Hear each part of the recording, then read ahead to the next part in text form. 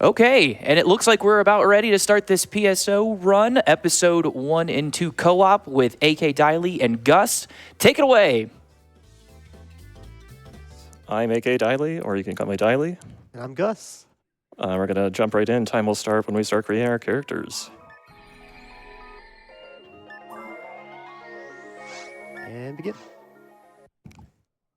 All right, we're going to play two different classes today. We've got Gus's character as the HuCast, the Android Hunter class. It's more of a melee frontliner class.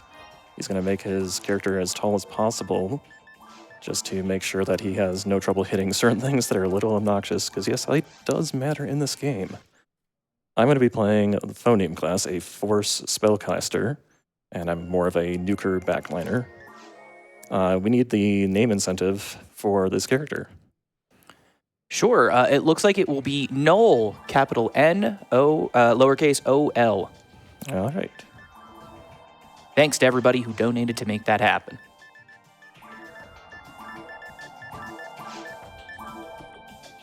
There it is. All right, so right off the bat, we're going to be trying to check the shop for a couple of spells for myself. And if we don't get one, we'll just cycle the shop by leaving the area and coming back. But otherwise, it's just going to be some basic setup. So kind of our goal early on is just get through the first area, and then we'll say some shenanigans happen a little bit later on. But it's going to be pretty standard play, just try to tag things on both the players, get experience points on both sides, build ourselves up to a reasonable level here. Just do some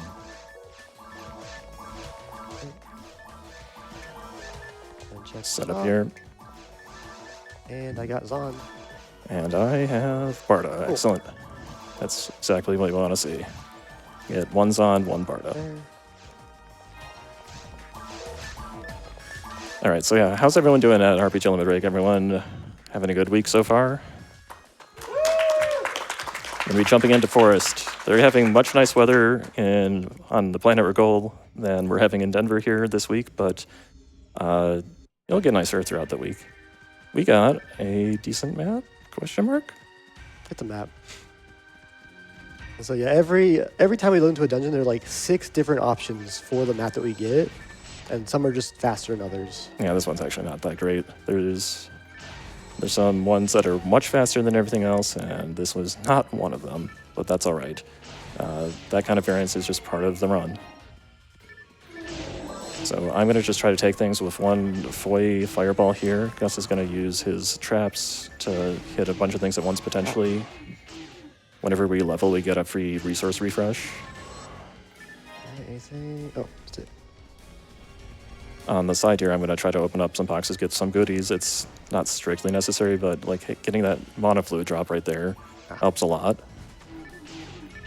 Especially on getting a map like this, it's possible that we could run out of resources a little early. I'm just going to play this relatively safe because I took a hit, but I'll get healed when I level. And I should be like, yeah, 1 off. So I can actually just send this fully.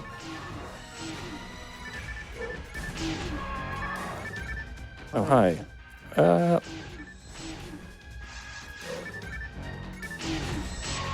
In the base game, there are fewer enemies as you start out, but in the split screen mode, it's kind of full multiplayer density. Even if you're only playing 2 players, you can kind of get overwhelmed a little bit. And the split screen is decently implemented, but it can be kind of hard to tell your surroundings. We don't have a mini-map available unless we pull it up right here, and then it kind of covers up what we're each seeing, so it's not always going to be on. All right, we got through this room. We're going to have to loop around this entire area. Some of the Forest 1 maps let us go only do like half of it. Right. Great. Rappies kind of play dead there. They're just going to sit on the ground, and we can pick up some loot from them later if we tag them one more time when they try to run away. Be a nice sketch if we can get it. Wolves here will kind of circle around the player and then try to jump on them. As long as we don't show our backs to them, there's not a huge risk of attack, but they are pretty hard to avoid if they do get an opportunity. So, I don't think it's worth going for that. Yeah. A lot of enemies like these Boomas, there's going to be something in like almost all the areas that is like this, just a basic enemy that kind of lumbers towards you slowly and tries to claw you. Your bread and butter mob enemy here. Oh, hello. One thing we're going to try to do is you might see us pull up our menu like this every now and then, and the reason for doing that is to keep our movement going smoothly. If we're close to something that we're targeting or able to target, our characters will kind of approach it slowly and just walk. Ow! That was a critical hit, but thankfully I'm level 2, so that it's not a one-shot. I'm gonna set a trap here, just so they can get distracted for a bit, eventually. Yeah, it's on like a 3-second delay, but they'll target each other instead of us. And that's just something that the HuCast character has available. Get a couple of those every level. That's everything for Forest 1. So just gotta make it to the teleporter now. We do have to go into the teleporter together. Unfortunately, the GameCube isn't powerful enough to give us each our own perspective here. We're just 2 different perspectives in the same area, so once we're both on the teleporter, we can advance. So now, Forest 2, there'll be another set of like 5 maps to pick from. Let's see what we get. We got The good one. The good one, yes. Very straightforward. The good thing about this map is that it gives you a lot of set resources. I'm going to go hit a switch over here to access some of that. And open up these boxes.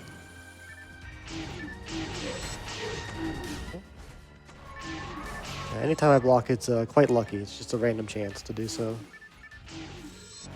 So yeah, back here, there's going to be there's going to be a telepipe, which may become necessary, and some minimizers, which are the main revival item. I will give Gus one of those before we leave this room.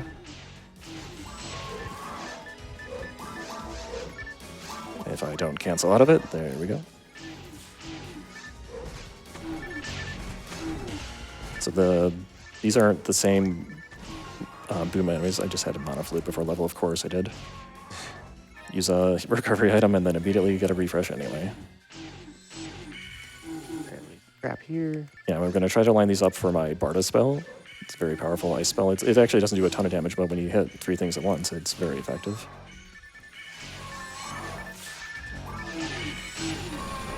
Did you get the moon? Yes, Yeah. I did. All right. I'm going to sneak back here and get a few more things. Fish for something worth a lot of money. Barrier for these Gus for Gus. I'll give him a good amount of block rate. Looks like the Boomas came to play today. A little bit. Yeah, the one unfortunate thing about the HuCast class, it has very poor early game accuracy, so sometimes you just have to take hits. I have 2 of my monomates. Oh, thank you. We did not make it to the Barber's Wolf. Dang it. I need to heal now. Really? Yeah.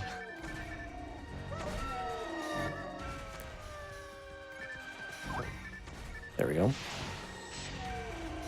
Okay, I might need a monomate back later, but we'll see. Okay. Prioritizing the wolf here. He's There you go. trapping.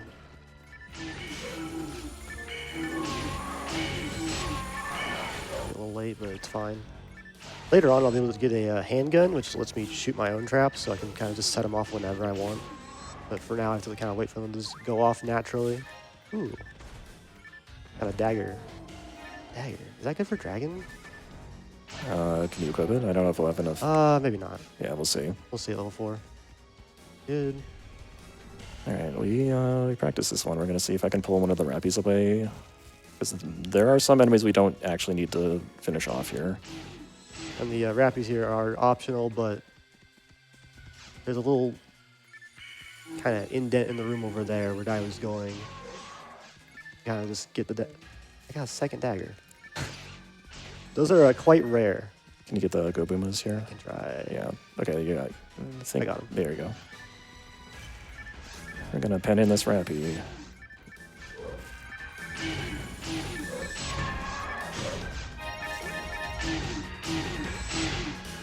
Alright, see you later, bird. Let's see if it works though. He is stuck. Perfect. Oh yeah. The Rabbies themselves aren't too annoying, but if we kill them, which is quite easy to do incidentally, then it spawns wolves, and wolves are a lot harder to avoid. And if you deal with those wolves, your reward is more wolves. So we really don't want to do that if we can avoid it. So here's where Gus is going to kind of take the point, and I'm going to try to line things up. I got a barrier. Okay, and now I'm going to heal just in case. Yeah, These guys hit hard. The Hildebeer is big, scary. They would one-shot me at level 3. And I could crit one-shot Gus. Try to do as much damage with the Barter line as possible. Not going to risk that there. Okay, got one down, so it's a lot easier to deal with one by himself. Perfect. Yeah, I'll try to. I need meteor fluids. Okay. I will drop them here. Thank you very much. It's a little late for the time.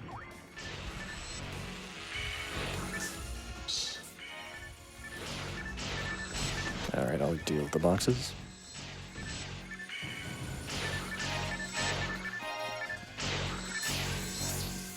Alright, we have a bit of a lull before the first boss coming up. So we can, don't have much to add until we get there.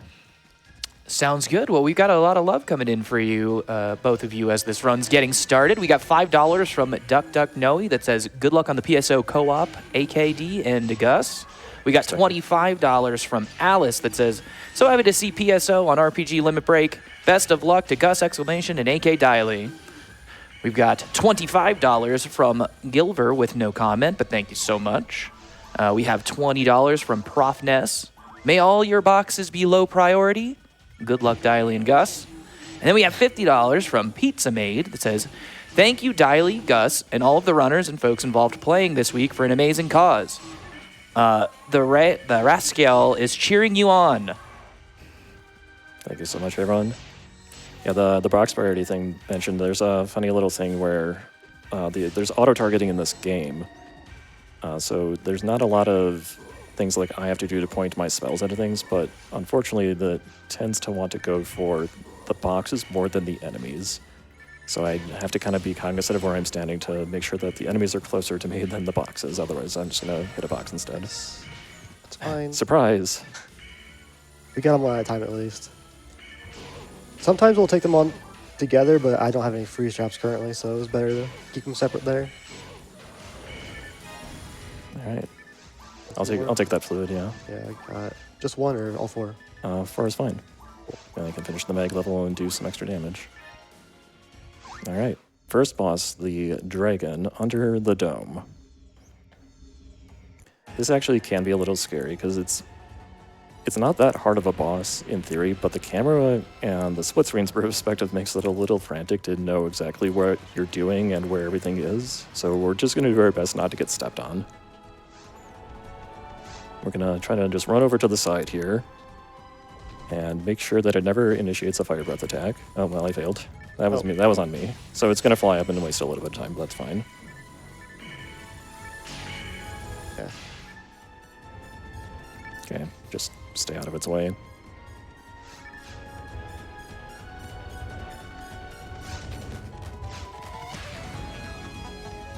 You're a little close there.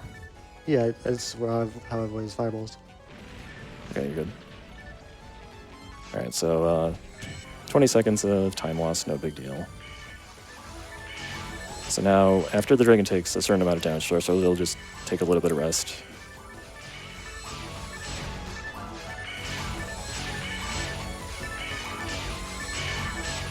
We'll get up and we'll repeat the process a little bit. This time we'll succeed in hopefully not having a brief fire on us.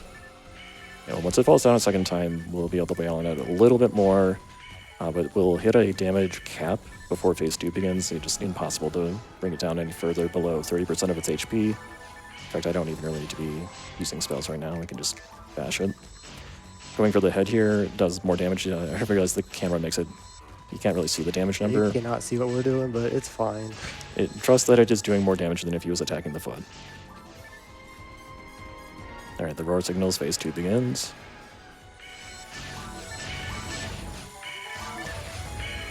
Alright, now we're just gonna stay alive.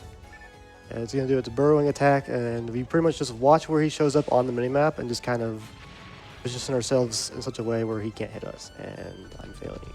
Okay.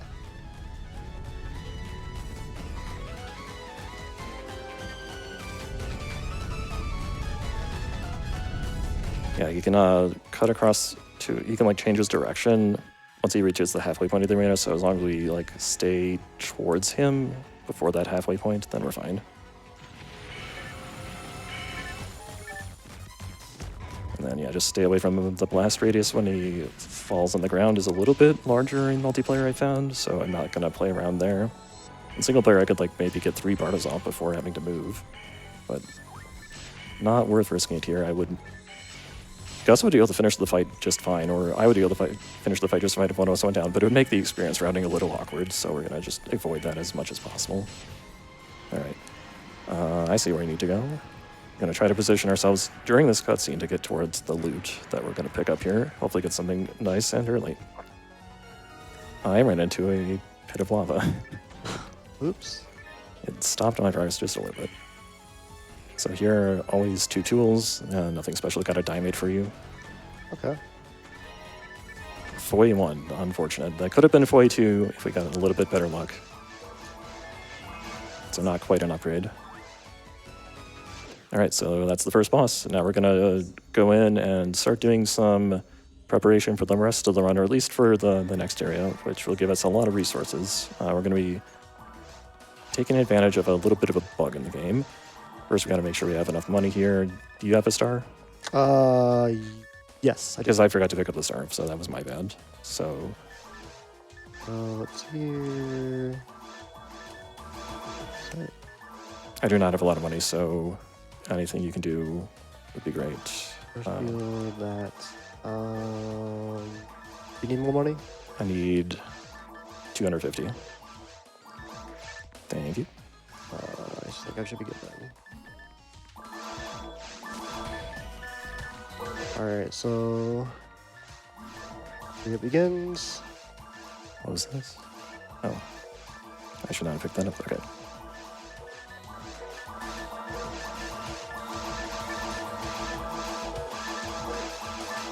So we're doing a trick where I'm gonna... Oh, geez, how do I have 2 mana flips? I gotta put one of those down. So we're doing a trick where the bank asks us how many items we want to deposit, and then it asks us to confirm. And unfortunately, the code, when you tell it... Okay, hold on. Let me just get the rhythm going. Select 10. You say no. Then you pick the next item you actually want to dupe. You'll put 10 in because it's not asking you for how many if there's only 1 in your inventory. So it's just a little bit of a bug that lets us suddenly start getting more and more mana fluids, and Gus is duplicating his recovery items.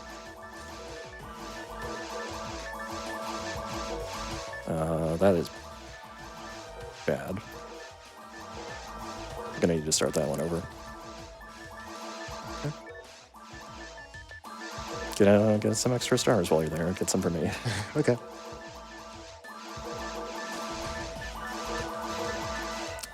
Is this a good time for some announcements? Sure. Definitely. Sure. I would like to talk about some of the upcoming incentives that we have for the run after this for Dragon Ball Z Legend of the Super Saiyan. We have a Choose a Hero Sacrifice bid war going on with 5 characters you can choose from. We have currently Yamcha in the lead, but you can pick Gohan, Chaozu, Krillin, and Tenshinhan. There is an incentive to fight Vegeta that needs $1,000 total for us to make that happen. And then we also have an incentive to recruit Yajirobe that is currently sitting at $86 of $250. So when you're making a donation, please remember to select an incentive so we can get more RPG Limit Break. That's what we're all here for. All right. So yeah, the big reason why we do all that is so we don't have to go back to the store, like the town, to shop like at all. So like, AKDylie can just kind of use his spells with Reckless Abandon without fear of running out. Yeah, I've got 91 mana fluids in my inventory that will bring us to the boss at the very least. We'll do a little bit more of that later when we get more effective healing items. This isn't enough for the entire run, so we're going to be looking for things like a dye fluid to get 200 TP in one go instead of just 75. So yeah, now we're in a new area. Things are a little bit tougher. These lilies are actually very annoying compared to their single player counterparts because they have like double the HP, and they have this property where 30% of the time they're attacked, they will counterattack with a paralysis attack. Fortunately, there's an interesting property about that attack where it will only generally target player 1. And this is the reason why Gus is playing player 1. His class is immune to paralysis, so I can just kind of unleash my spells. It doesn't even matter if I'm in the same room as him or not. Lily will still target player 1, unless Gus was not targetable for some reason, as if he had just taken damage. So for the most part, I'll be avoiding paralysis just by playing in slot 2. These Nano Dragon enemies are a little annoying to approach if you try to... Oh, I should not be going for this just yet. This way. Go the other way. Yeah, if you approach them, they tend to fly away, so it's easier for me to zap them with my lightning bolts, the Zond spell here.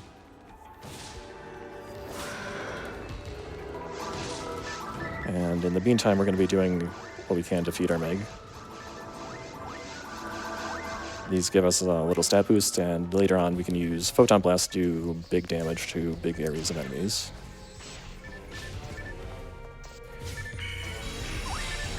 Trap here. Yeah, the one thing about traps is that they can block AKDylie's spells even if he can't see it. Yeah, it's mostly just a concern of Foy, but yeah, sometimes like a stage trap will block things I'm doing, but even Gus's kind of work the same way.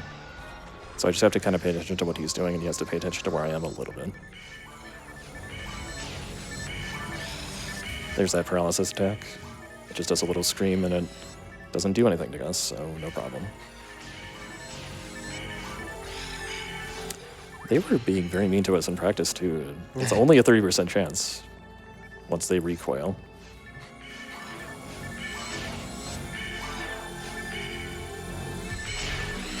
Yeah, and the way they're like positioned makes them actually kind of hard to actually just hit with a melee character. Yeah, that's one of the reasons you want maximum height, too, is I think even on lilies it helps a little bit to be just a little bit taller. Mm-hmm. Fun fact, on the original version of this game, on the Dreamcast, they were about half the size, and they scaled them up for all the subsequent versions, but they didn't like change how their hitboxes work, so when they move their heads like up and down like that, the hitbox just moves so like violently, they can cause some real jank. Alright, so here's a split. AKDylie's getting that switch to open the door in the next room, or the first room really. And I can just go on ahead while he gets those boxes and stuff. Yeah, nothing special there. Dagger, +1. Why do we have 3 daggers? Most runs we don't get any. Yeah, we're playing on Redria's section ID, which alters how the drops work a little bit, and daggers are pretty rare on that ID. Actually, I'll use dagger here. Yeah, daggers are interesting. They're slower animation-wise, but they can hit twice per attack, so they can do good damage, but or they could just miss 4 times or 6 times. Every time.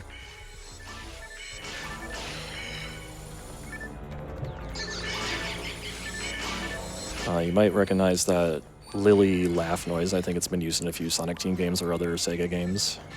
Ow.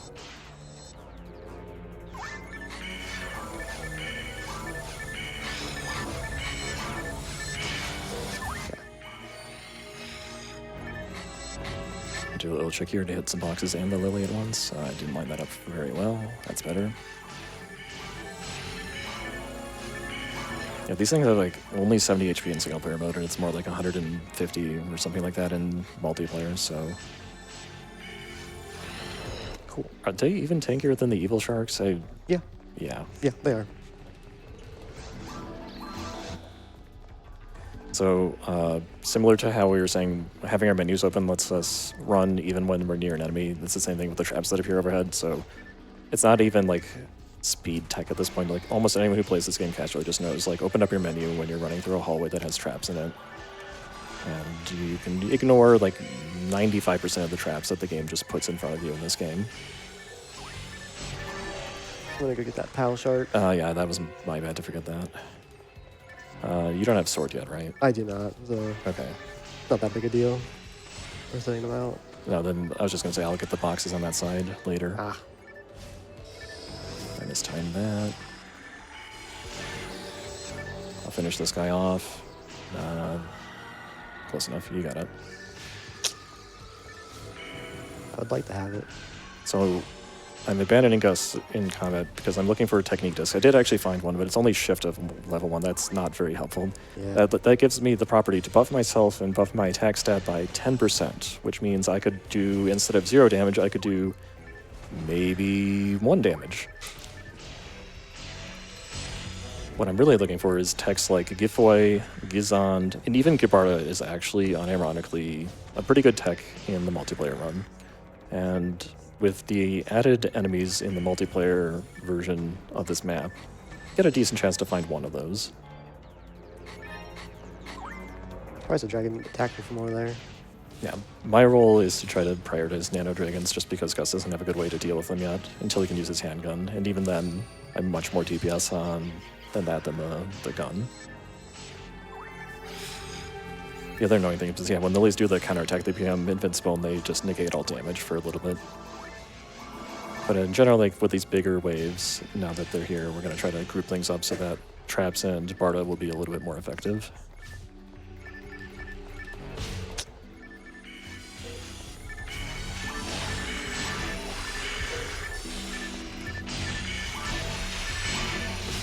In the single player, this the yellow shark, the Geel shark, is a little bit weaker to lightning, but here he's still weaker to ice for whatever reason. I saw band, yeah. Oh, D-band, dang.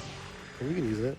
Yeah, they can buff my defense by 10%, which means instead of having, let's see, how much defense? 20, I could have 22, which means I could reduce my damage taken by a whole, like, half of a point. Yeah, the buff spells are actually really good in this game at the max level, but at the min level, they are pretty much useless. They do have niche speedrun applications, but not on a force character, because our stats are just not very high to begin with.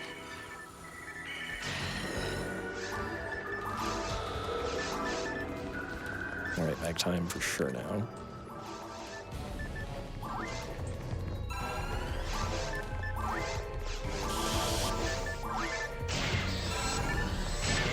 These grass assassins can be annoying.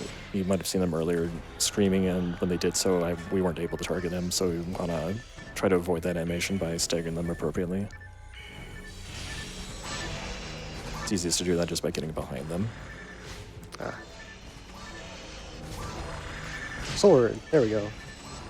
Okay, Gus got his first AoE weapon. Oh, die fluid, nice. Nice, I'll drop that over by the door. So yeah, sword is just a big AoE weapon, which is good. It's very bad animation-wise, but like, it's still worth it. Yeah, if you're hitting even just 2 things, it can be worth it over targeting individual things with the saber.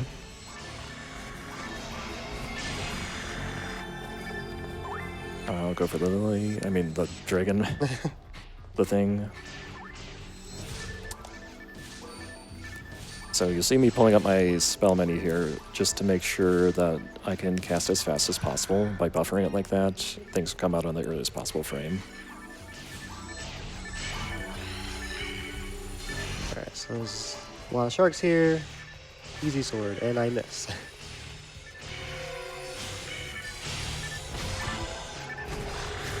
Oh, TP is a good thing to have, I've heard.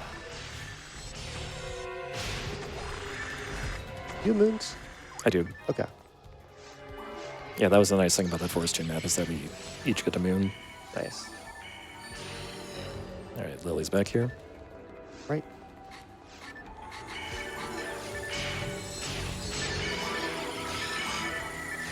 Doesn't really matter that I get poisoned, because I got myself 10 antidotes. just saps my HP fairly slowly. It's like 1 every second or so.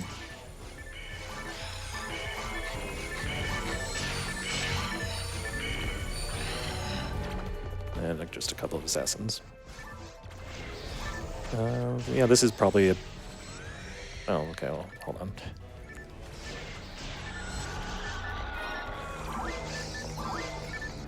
We're probably at a lull here for the rest of this area. No problem. I am not at a lull at this desk. You guys have so much love coming in. We've got $20 from the Ice Burner that says, Rag Rappy is immortal, greater than everyone. $15 from Spencer that says, praying for a day roll le gazande. Good luck on the run. $25 from Sam Zethor that says, blessing this run with many broken techs, many best maps, and the worst, Runes 3, because you can't get too lucky. Good luck to both the runners. There's $25 from Miria that just says, meow. And we have $20 from PSX Gamer Dad that says, remember this game for the Dreamcast? So many great hours spent with friends. Really want a remake. And then $5 from Smog Chimp that says, PSO in a marathon? PogChamp. Good luck with your Resta dodges. Yes. Let's see, there were a couple of inside jokes there, or not, or just like things that we want to do. So the Gizand before Day Relay is the tech that we want to see the most, because it will give us not only a big leg up on the second boss, which is Day Relay, but it will also just let us tear through the third area, saving like potentially 10 minutes over not having it. So it would be quite a blessing to find it, but more likely than not, we will not see it. Resta Dodge is a rumor in this game where you can use the healing spell Resta to negate damage if you cast it on the same frame as you get hit, because the animation kind of makes it look like that your HP goes up even though you got hit. Unfortunately, if your HP was reduced to 0 during that, you still die. So you will not be seeing any Resta Dodges in this run, unless it is by complete coincidence. I just kind of like saying all of the words in this game. Don't know if I'm saying any of it correctly, but I'm having a great time. I am definitely not saying it all the terms as they were originally said, so I just say it what sounds good to me, and that's, I think, what's good enough for anybody. That is one of the cool things about, I think, Phantasy Star in general, is that they just have some like unique things. It's not fire or ice, it's Foy and Barda. They just do their own unique thing. I don't know if there's like any roots for some of these words, but they kind of just work. And I think most of them do have like equivalents in earlier Phantasy Star games. I don't know if there are any originals for Phantasy Star Online. There might be some variants on just how things were localized.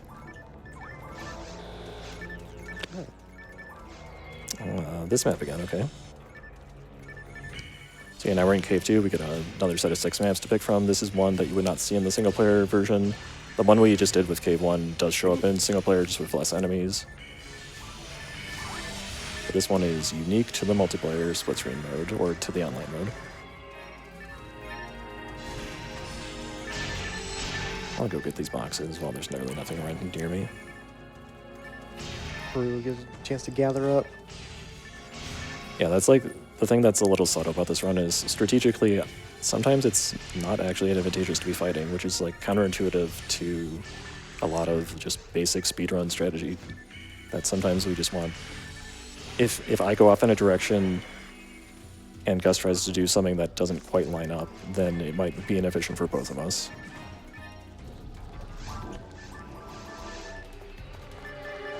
Alright. Oh, I didn't quite do the mag rate, that's fine. I thought I should have done one more fluid. It's not a problem. The Meg is not a critical piece. But we want to feed it as much as possible, get as much of the stats as we can. Yeah. And the nice thing about the fact that we have infinite stuff is that I can feed my mag star atomizers, which are quite rare and give stats to every single stat, which means I can hit level 35 on my mag before the end of the run and get the second Photon Blast, which is significantly more powerful than what you see in a typical speedrun. Yeah, like a single-player QCast run, you might get into like the mid-20s, but you would not get, like, Stardomizers are just so efficient in how many stats they give. They can give so many more levels. And so Gus will not only be getting more powerful, but if we get that Photon Blast, we can start doing like serious nuke damage by charging up the Photon Blast gauge, which we charge whenever doing physical damage or taking hits. And as a frontline fighter, the Q-Cast is very well suited to building up Photon Blast gauge for this run. Okay.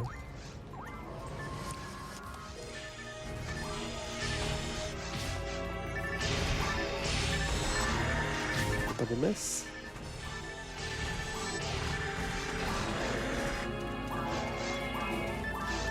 Alright. Never slime at the beginning of the next room, but later. Okay, yeah. Night power minus for you. Oh, I actually have a full night power. I didn't see that. Oh, and I never put the berry on. It's fine. That's a lot of sharks. Oh, I didn't mean to pull that one shark away. That was my bad. And right here, the regular sharks, the evil sharks are optional, but they're just... Back here. Yep, I gotta get that. The slimes have a little quirk. If you set a damage trap at their spawn location and shoot it, they just die. Because otherwise, you can only hit them like once at a time. They pop up, you hit them, they go back down. Pop up, you hit them, you go back down. So we just kind of cheese that whole encounter.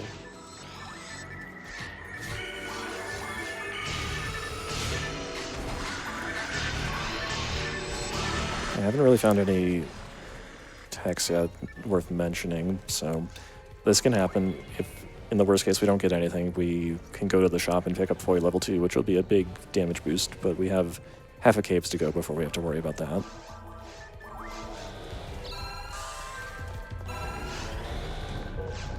This is another place where we're going to have to split up, but I'm going to go help Gus clear this room a little bit, and then turn around. I think part of the game design idea here is that they wanted to avoid players getting like too far ahead of each other, so they added these two-player switches to slow people down to make sure that they stay together. But in practice, I think most people don't appreciate them very much, and it does make the speedrunning routing a little bit more interesting, at least I'll give it that. Oh, I need to go for the button. Oh, I'm a little behind. Alright, so yeah, we hit these switches together, and now that I can go, and I have to go all the way back. I did get blown up by that in practice, and I don't know why I didn't just not do that. Oh well.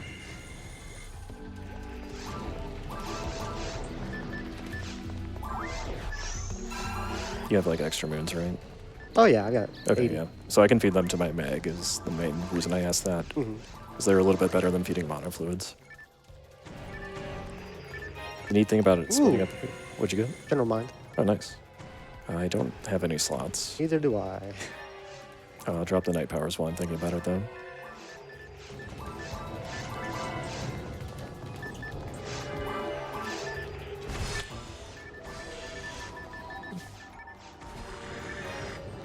Nice. I've tried to find a way to go after that Nano Dragon without pulling the sharks over. It's not...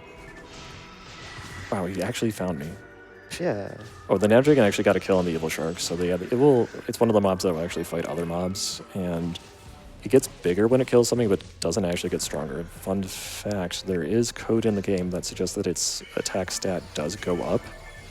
Unfortunately, it doesn't use the attack stat to do damage, so the left hand wasn't really talking to the right when they were programming that one. Hit these boxes and check for techs.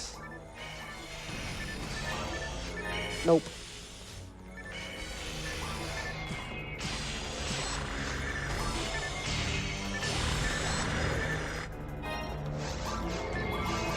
Alright, not too many rooms left in Cave 2. Everything else is looking fine. Look at this. Try Grinder. Oh, nice. We can use that to buff one of Gus's weapons. Might do that for the boss.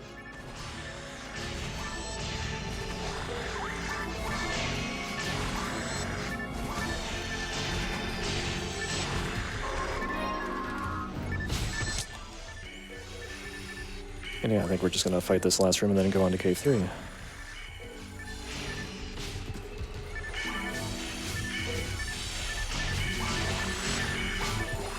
Okay.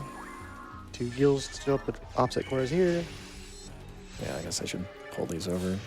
Yeah, pull over.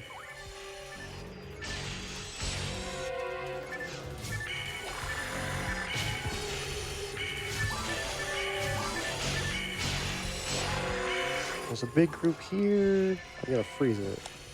And I messed up. Yeah, unfortunately the Nano Dragon ran away.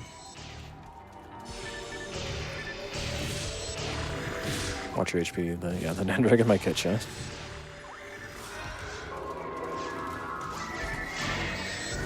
Oh, slime. I have a damage trap.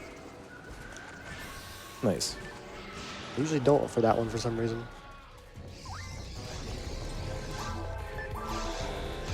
Alright, then that is cave 2, on to the final cave area.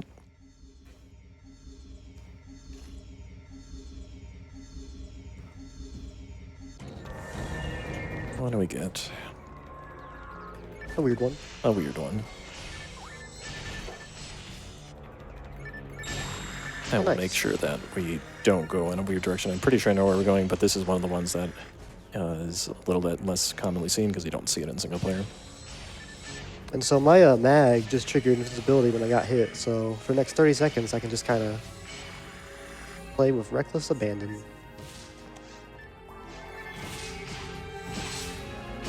Yeah, just in time for the Nano Dragon to show up where she can't approach Doesn't too really much. threaten me. That's the best time to get invincibility. The time you usually get it is when the room is over anyway. So was it right? Get those boxes. Sure. Light power. There's nothing. Okay. I think it is right. Yeah.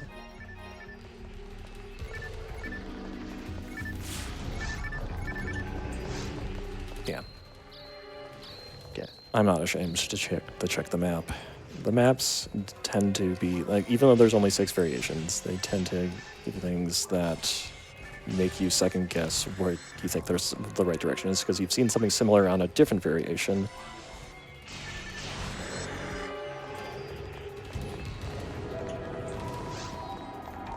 All right. And arms. All right, this is a fun enemy, and I am definitely being sarcastic. Gus can't do anything because they have so much defense. He'll just do 0 damage. 0 damage.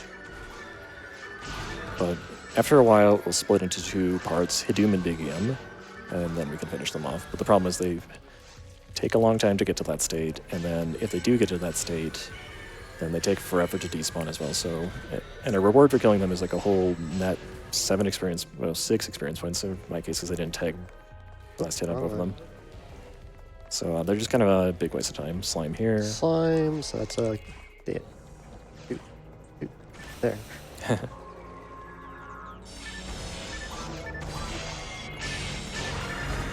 Level 8.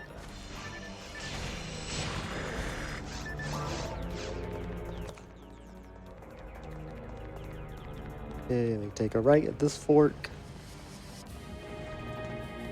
You take a left. No, We do? Sorry, no, Oh. sorry, I'm wrong. Yeah, ignore me. Okay.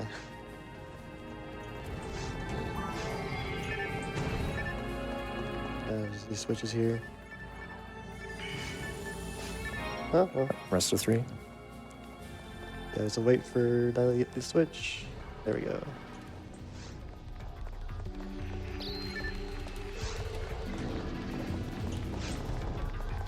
Yeah, we're definitely in the right spot. Surprise, sometimes opening a box gets you some extra encounters. This is like the only time it happens. Yeah, there's a Forest 2 map that has something like that, and I was glad to not see that. Oh, It's yeah. kind of annoying. There are some boxes like that that are coded to work like that, but then they just have no reinforcements anyway for some reason. Just another case of inconsistent coding.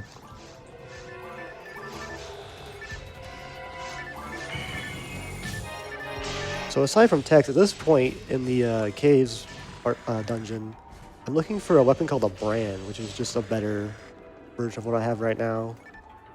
I'd like to have it before the boss, but if not, it's no big deal.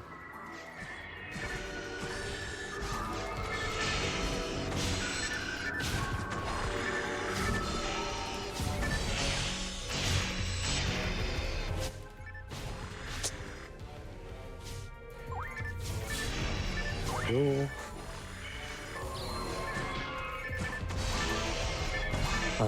This would probably be a good time for a little break while we get close to the boss. You read my mind. I was just about to ask. We have some more donations. We have $25 from GB says hi. It says, love PSO, one of my favorite games. Good luck, Dylie and Gus. We got $25 from Taolo. Says, here's $25 to get the bids going for Cat Quest 2 Primary Fighter Bid War. Putting it towards the obviously superior cat and throwing down the gauntlet to any of you dog types to do better. I take offense to that. Get in there, dog people. Show them what's up. We got $25 from Spock Rocket. It says, good luck to the runners. Remember, a photon drop a day keeps Dr. Montague away. And then we have $25 from Jeff Seeker. It says, good luck and have fun, Dylie and Gus. And I just want to point out that with that last little bit of donations, we are only $8 away from $25,000 raised. So we can get there, chat. Let's get to that big number. Let's do it. Can you drop me moons? I need Sure. 7. 7. Where did he spawn? I was not looking. Right here. Right here? Okay.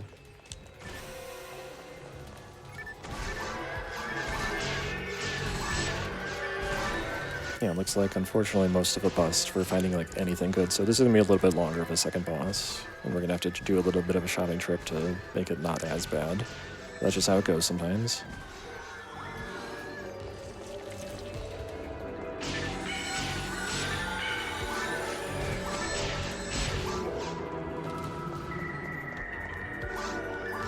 I think there's one more pan arms.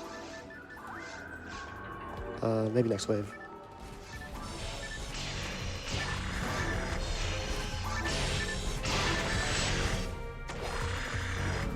Yep. I don't have any damage traps. Okay, well. Damage traps are the one thing that could do some damage, but I like saving them for the slimes, and so. Yeah, it would be barely more than one of these foils anyway. And he only gets 2 or maybe 3 at this level. Yep. Traps always refresh whenever I level up, but it can be some time between level ups. And I only get like 2 damage traps at this point in the game. Yeah. Alright, we're going to take a quick shopping trip, see if we can pick up foil level 2 in the shop, which is pretty likely to show up, and then maybe get some slots. I just did this high armor. 1 slot, okay. Oh, the night power.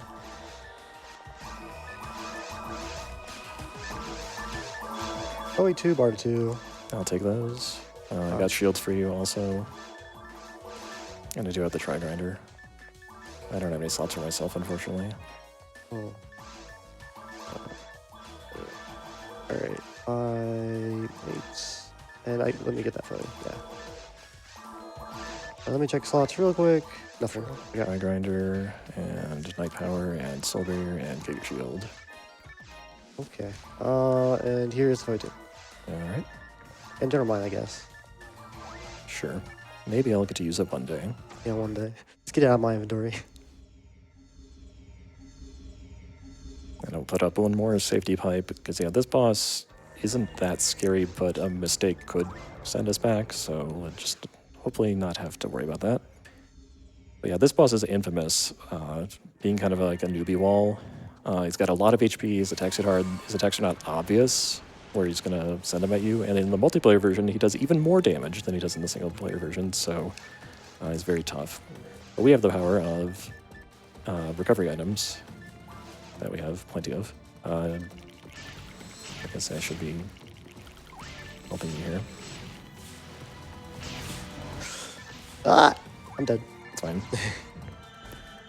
That was my fault because I ran out of TP, so I was a little bit behind there. Forgot to heal before starting the fight.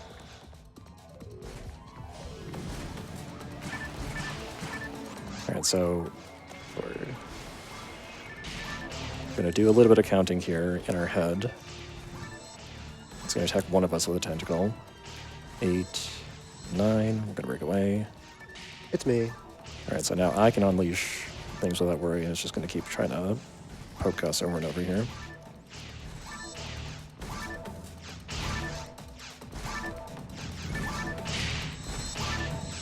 Yeah, and the reason I switched to the sword is I can hit 3 parts of the mask at one time. Which is kind of nice.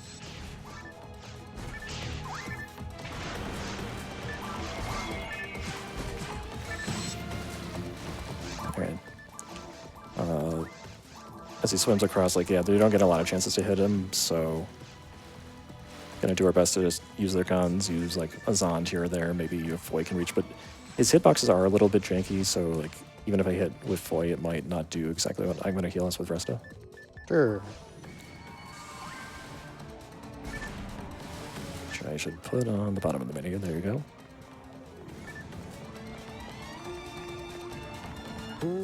So now it's gonna surround us with some spike bombs, and one of us is just gonna fall over. I'm gonna die. But he will be revived. Yeah, just keep these away from AKDylie so we don't both die.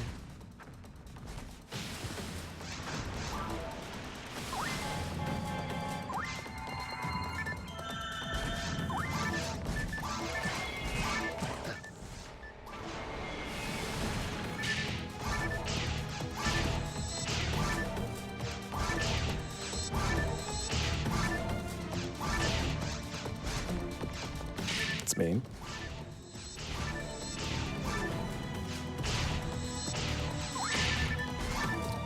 Do we have a quick moment? Yeah, go for it. Well, I'm very excited. Chat has answered the call, and we are over $25,000 raised for Nami. We had an $8 donation from My Hero Zero with no comment. Thank you very much. And we had a $25 donation from 8-Bit Theologian that says, oh, hey, I know that guy on the host desk. I don't know what you're talking about. Let me take this corner. Oh, sure. And thank you so much, everybody. $25,000 raised. That is absolutely amazing.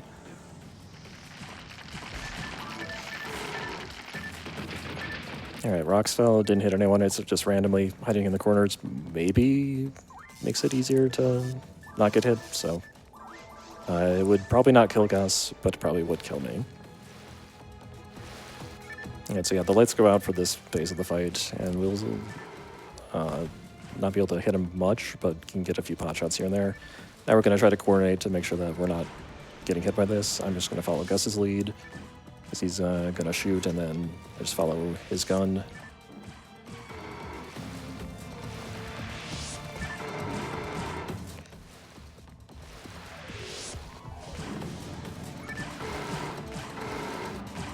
Okay, shoots 4 lasers and goes over here.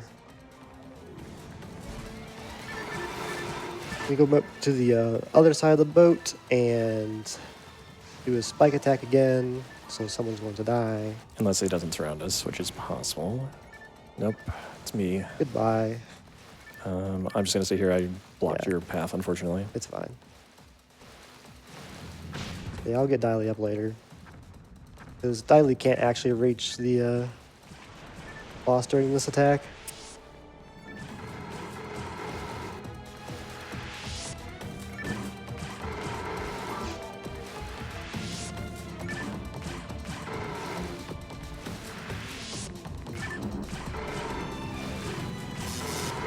The music in this game is amazing.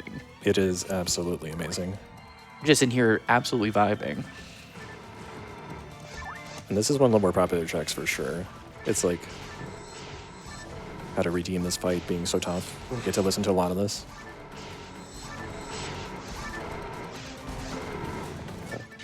It's me. That's unfortunate. We really want they're allowed to attack me in this case, because frankly, with a saber, I don't do very much damage. And so, AKDylie being able to attack uninterrupted would be a bit faster overall, but not that big a deal.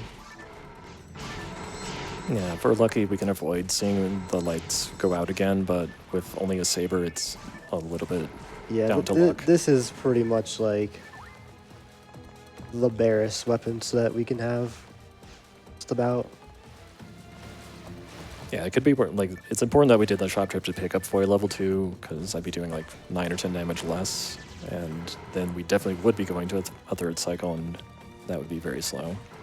I got him. Nice. That almost never happens. Oh yeah, so Foy will hit. It has infinite vertical hitbox there, so even just throwing it forward, it will hit Dayrelay as he jumps over. Goodbye. It's me again. I will be over here.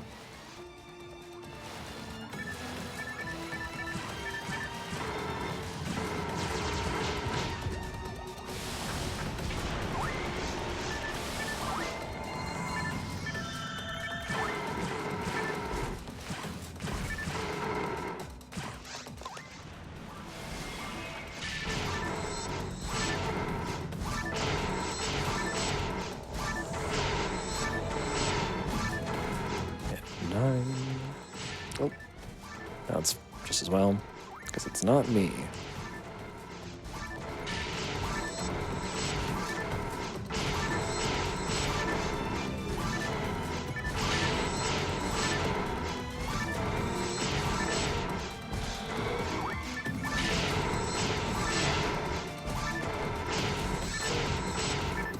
No, we did not make it, so we're going to see one more lights out phase. Hopefully we can finish him off before long. I'm going to take the risk and go for the flyover here, which means I might get hit.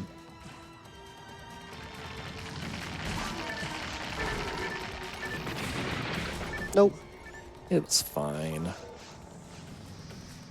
It's possible that we finished him there, but I'm not going to hold my breath.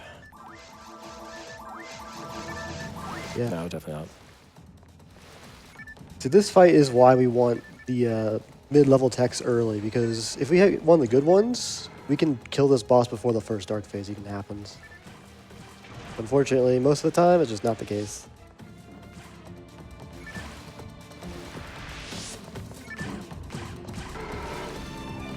It's not out of the realm of possibility that these little pea shots here would finish him off, but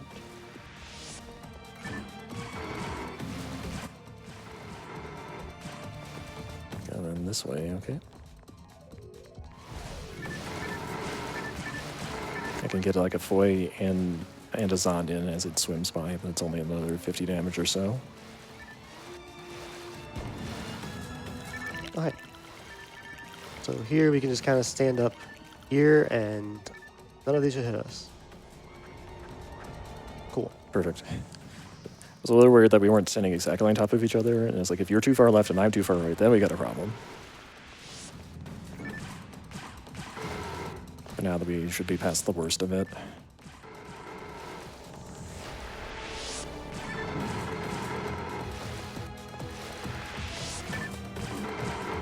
Alright, it should die pretty quickly once it lands here.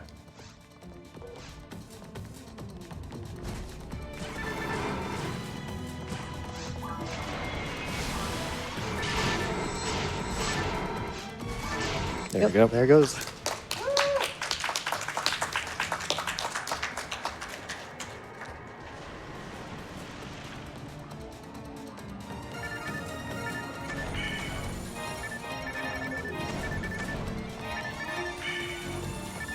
And nothing special, but that's no surprise.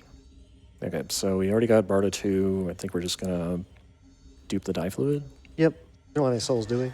I don't think so. Don't think so. Check for slots, I guess, for myself.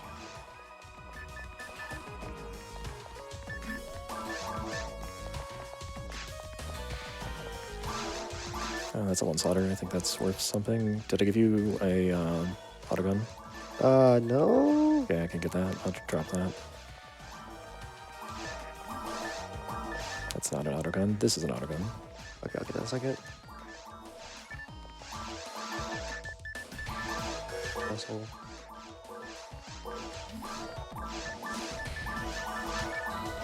Well, I'm gonna just drop some stuff. I guess there's a wand over here for you. Okay, good. Yeah, if you can bring that closer, that would help. I'll just put it by the gate. And I'm gonna drop a bunch of stuff over here that I don't want. I don't want that. Don't want that. Just clean the inventory.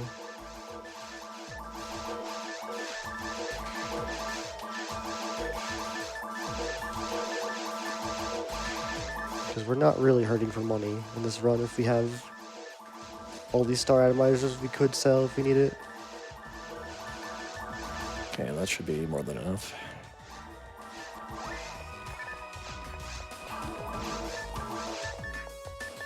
So we didn't get early Gazan, so our goal now is to get the shops to sell it to us, which we will get at level 11. So it's going to be kind of a... Just try to get us both relatively even in experience points going through the mines, but if we fall out, we're not going to be too even, because unfortunately last hits on bosses also give, like, change how much experience you get, so whoever gets the last hit gets full experience, and whoever doesn't get the full hit gets only 75%. So we're already going to be a little bit off. I'm at 682 to next level. 411. Okay, that's not too far off. Yeah. Brand? Can I please have a brand? Okay. Oh, is this alive? There.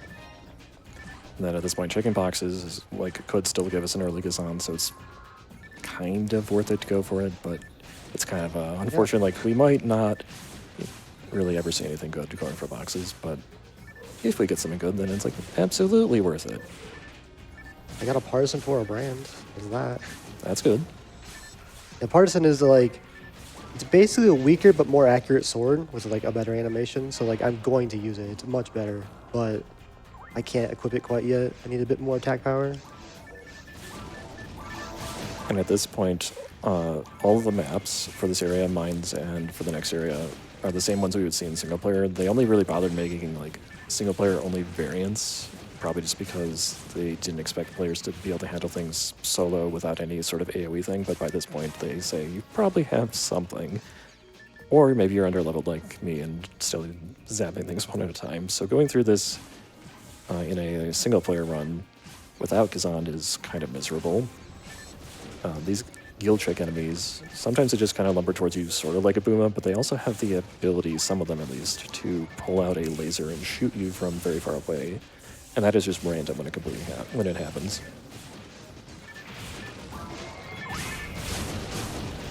They can also inflict slow status on you if you let them punch you, but... Yeah, mine material? Okay. I'll take it. There you go. That's +2 to my primary stat, which is like half of the damage. Are these required or optional? Optional. Okay. And these are optional too. Yeah, but good luck getting past them. I tried. Yeah, these enemies punch so much faster in multiplayer mode for some reason. Almost everything else isn't really faster, but those guys are.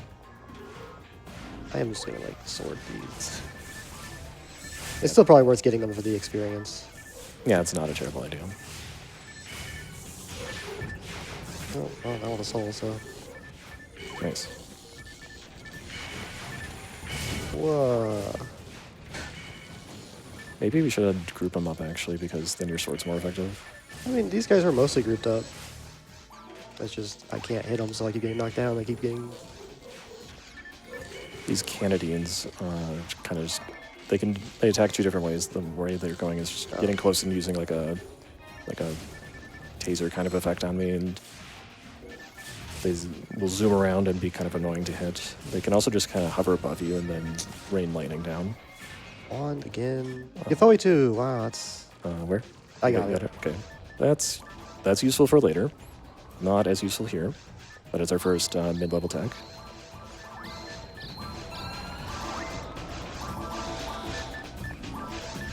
Well, this is a dark room. I'm gonna go hit the light switch just Yeah. for the benefit of our viewers here.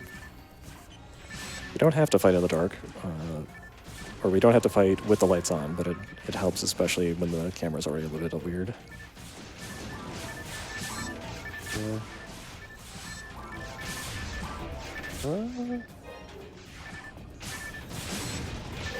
So yeah, almost everything here is weak to lightning and not to like anything else. The Canadians are weak to ice, so Barda will work a little bit. But yeah, this giveaway spell that I found doesn't do too much. There are some enemies weak to it, but I'm not going to see too many of them.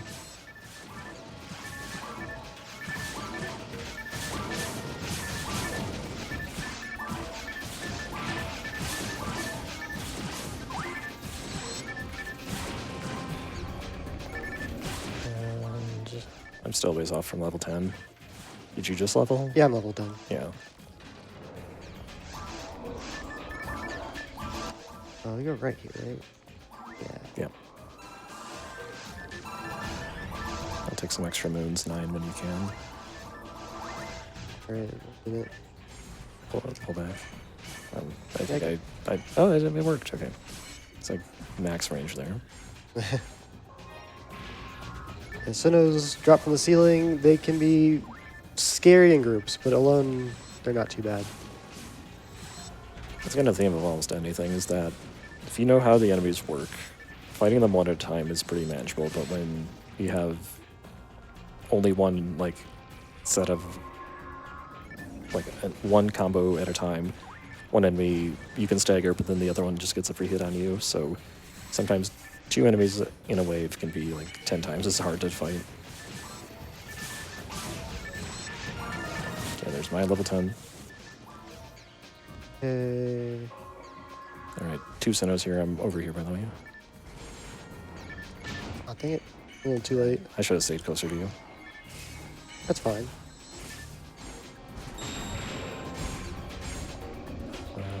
Did you drop these? Drop the moons, please. You said 9? Yep. And then this. Actually, I'm gonna photon blast this wave. Okay. Maybe you want to tag though. I can tag with a donation. Oh yeah, I see. Are you Ready? Okay. They kind of went toward you. No, that's my bad. So here's the photon blast. Once Gus charges up enough, he can use one of these attacks. And it did You everything. got a lot. Oh, there was a soul atomizer. Yeah, I got it. you got it. It's a status cure-all, and shouldn't come up much, but much better to have one than have none if you do actually get hit by like confusion later on, or shock on the boss here.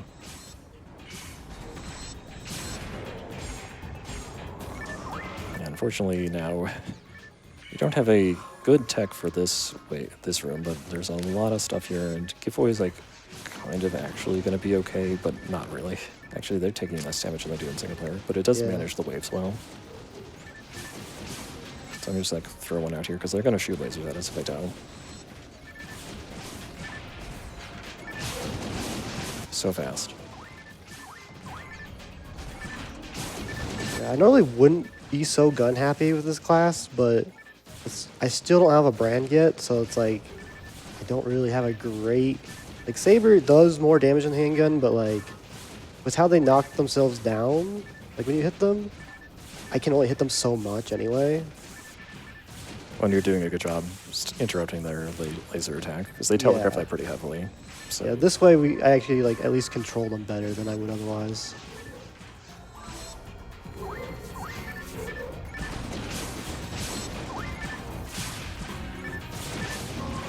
And like he could use sword on the big groups, but he's likely to get punched if he does that because he's going to probably miss one of them. Yeah, and with sword, like Dylee's hitting everything like individually. Well, with Zond individually, and so it's like things are kind of being staggered one at a time, and like only hitting a couple instead of like all of them.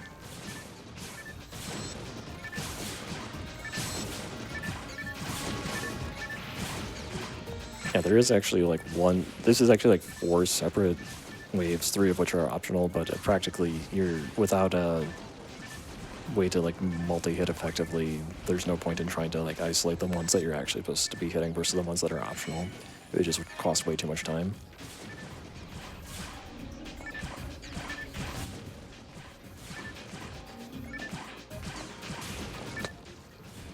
Okay, and then I don't think we've seen a Canadian ring yet, so that's gonna be back here. Yeah, it sure is. Alright, I'm gonna use this confused trap just to tag them. If I could, I can't. Okay, whatever. It worked. Eventually it worked. It's fine, I got Kafoi. Yeah. I think they don't have that much HP, right? I can sword.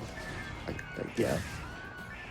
That was the design. I don't know if it was the best idea. It worked out. Oh, I'm getting punched. You're getting punched. Saved. You're not getting punched. Oh, I'm getting punched anyway. I thought he was gonna die, honestly. Well, I pressed B, but it was a little early, so it didn't go through. Jump? No. No jump.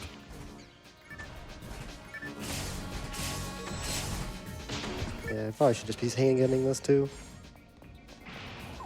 Alright, out of die mates, I have 80 tri mates. I'm all good. And you hit at level 11, which means I should be pretty close. So how did I end up so far behind you? Probably just Darola experience. And I don't know, I guess without, I was just tagging things good because of the handgun, probably. There we go. I don't know, I'll get... Let me get last hits on these. Okay, sure. Cool. That will help catch me up a little bit. Yeah. Alright, well that's mine one, and getting pretty close to that level 11. That will let us get some bigger stuff.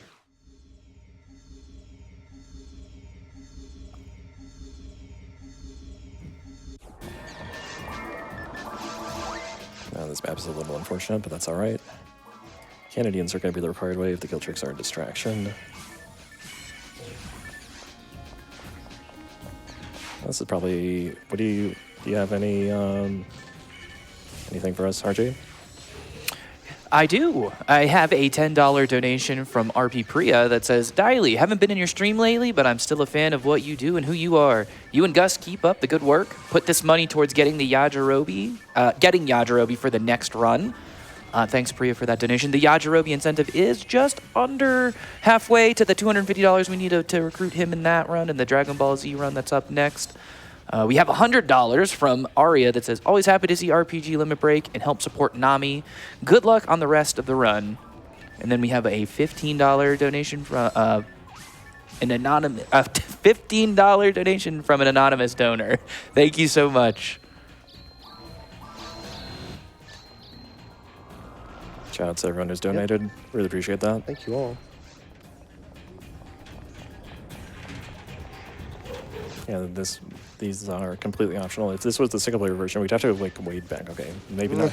Maybe ignoring them is like not a good idea, but sometimes their lasers will hit an invisible wall and sometimes they won't, so it's just kind of a gamble. Like right there, you can kind of see them shooting, but it didn't quite go through. But I don't really want to be targeting them. But Gus took care of business, it's all good. This is the required wave up in front here.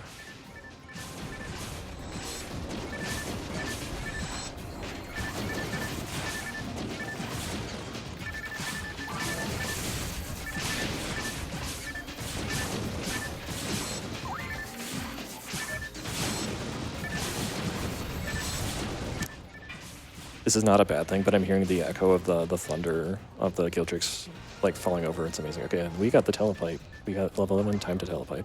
Oh yeah. Yeah, the sound design in this game is really amazing. Like you can really feel everything in this game just from the sound alone. I quite appreciate those sound effects. All right, we're gonna be checking the shop for Gazand 1 primarily, and anything else that we don't have yet is kind of a bonus. I have Razan. That's helpful. Marta, get Marta. Sure. We'll have to come back for Gazan, but we can proceed for now. Okay. I'll put these by the pipe. Okay.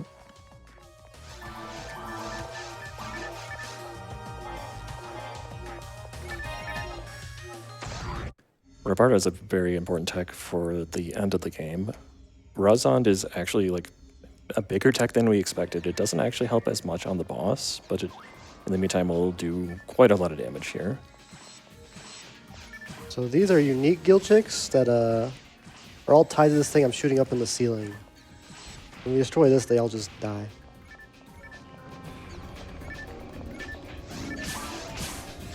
Trying to decide actually, do I want Rabarda? We have not had a Rabarda run in a while. No, they're just as weak to Razan, so I don't really need Rabarda right now. So I put Zand back.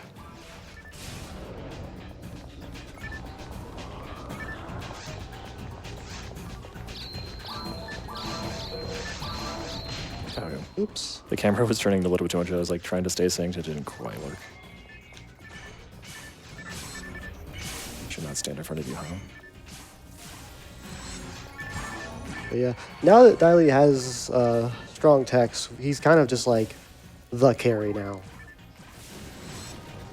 Yeah, Gus's job is to kind of just take care of distractions, guard me as much as possible. He's not going to have any trouble even if he doesn't get less stats because he just has so much more base HP than me. Mm-hmm.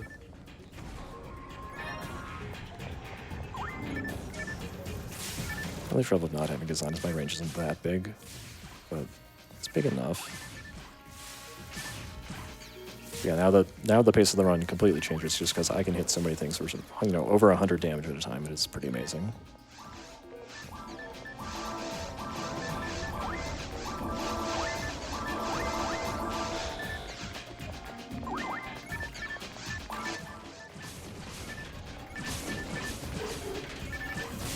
I think the kill tricks are optional here too, but they're just going to get in the way, so... Yeah, it's a lot easier to kill optionals when we have big AoE techs.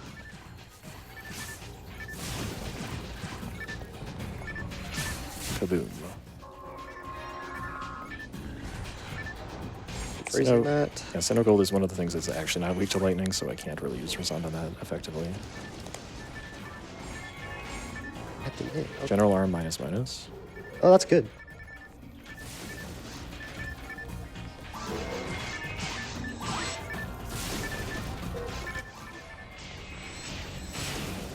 Still don't have a brand.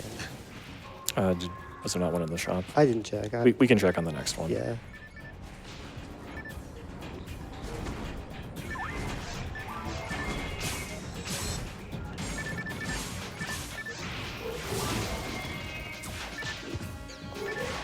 Oh, I didn't put die fluids on them. We'll do that now. Oh yeah, we inflicted the shock status. 1 out of 15 lightning hits will inflict that on a machine. Alright, here's Garons. These guys are annoying because they just fire missiles and you can't do much about it. But they hit themselves with them, so we just kind of run around them in circles. Unfortunately, he's not alone in this case, so... The kill trick should be done. Yeah, actually, I'm gonna... Oh. Yeah, you're closer. So I'm gonna leave. Yeah, it's shooting half of its missiles at him and half at me, so it's hard to coordinate when there's 2 of us in the room to get it to self-destruct like that.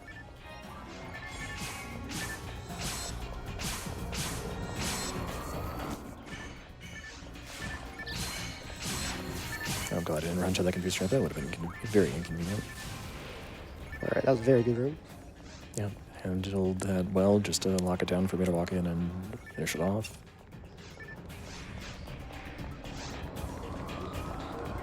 I'm gonna go hit the light switch. Good idea. I'm just running through too, I guess. It's gathering them up, that makes sense. Miss.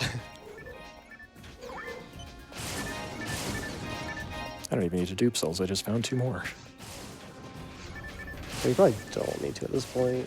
Yeah, no, exactly. Like, we should only need to use like 1, maybe 2. Oh yeah, that thing. Right.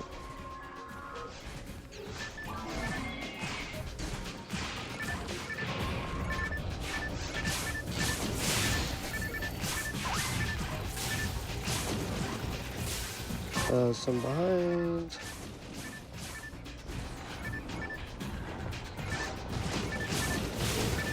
Oops. I'm getting myself in a bit of a combo here. Oh, oops. I tried. It's alright. There we go.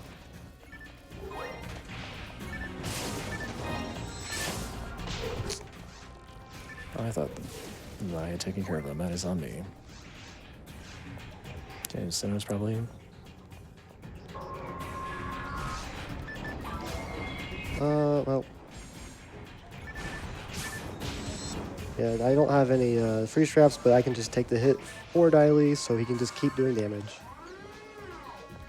There's the ground. Oops, they missiles reached that far, huh?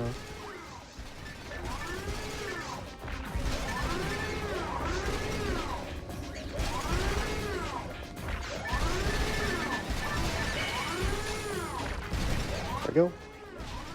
Ow. I lived. The dangerous thing there is that if 2 missiles hit me at once on the same frame, then I'll take double damage, and then I will just be at 0. All right, so that's the end of mines. We're coming up on the boss here. Did you need that general arm? Yeah, I'll take that general arm. And I don't think you had it. Oh, you had to get Gazand. Don't forget that. Yeah, Here, let's just pipe. yeah. Yeah, Gazand is pretty important to fighting this boss in particular, just for how its mechanics work. We'll explain when we get there. Yeah, we're gonna have to keep piping for it. Oh, yeah. General arms by the scientist, yeah. So about a 40% chance for it to show up in the shop, but shouldn't take too long to appear. I got the same things we already had. I got Rafoli. I guess I'll Okay. that up. I got a 2 slaughter. So yeah, we have to try for Gazand again.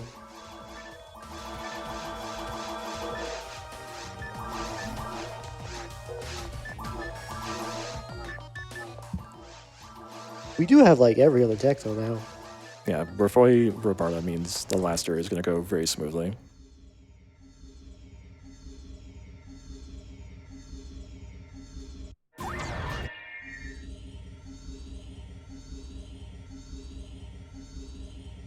We have just a little bit of a quick break while we do this shopping here.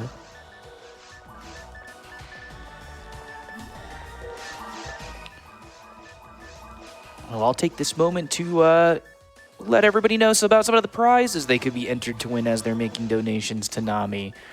We have an FF14 Magic the Gathering Commander Precon that can be won for a minimum donation of $10. Dragon Quest 1 and 2 HD 2D PS5 Japanese release. We have a Dragon Quest 3 HD 2D PS5 Japanese release, both for $10. You could be entered to win a Dragon Quest Slime plushies for $10. And a Dragon Quest 8 wooden game replica for a minimum of $30. And Final Fantasy Pixel Remaster Collection on Switch for also a minimum minimum donation of $10. I got money. Just for your information, those donations need to be put in by the end of the Zeliard run that is coming up later today, or these prizes will be taken away. But there will be much more. All right, we got what we were looking for, and we're in pretty good shape now.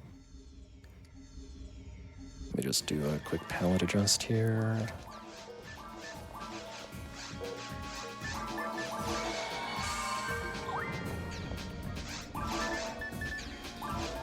There we go. Yeah. All right, so Volopt is a kind of a unique boss. I think it's actually one of the coolest bosses in the entire game. There are many ways to deal with phase 1 here. You can do damage directly, and I could do that with Rodzand. I find that a little hard to coordinate in split screen mode, but in the single player mode, it's probably the best way to handle that. What we're going to do instead is just to deal with taking out all of its attack pillars. Looks like I need to turn, but I'm not going to. Yeah. It's dead. Okay. Okay, we didn't get much there, but got something. Yeah, there are 6 pillars throughout the room. If we kill all of them, this phase just ends. Like, the boss has its own health pool, and it's, like, separate from these pillars, but, like, we can just ignore it.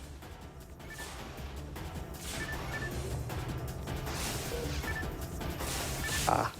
I got unlucky there, just kind of guessing. This is kind of hard for me to, like, know where to stand. And there's a way to set it up better in single player mode, but... Yeah, we can't see our feet in split screen, so it's, like, only so much you can figure out where you are for the setup here. But by standing in center here, I can, like, hit up to 4 at once if I'm lucky. Looks like I got it. Yeah, you did. So that's should be 5 down. Alright. Whatever the last one is, we'll get it.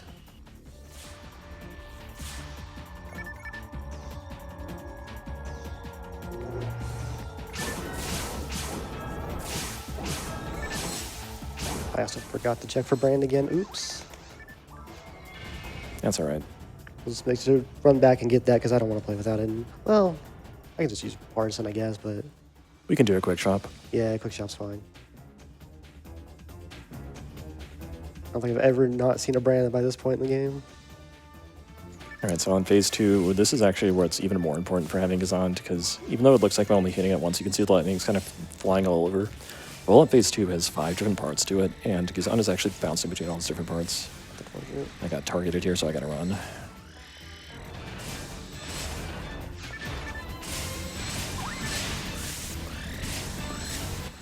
So yeah, instead of doing like 56 damage, I'm doing like 260 some. It's quite incredible damage. Oh, I'm like really close to you. That's fine. It's fine.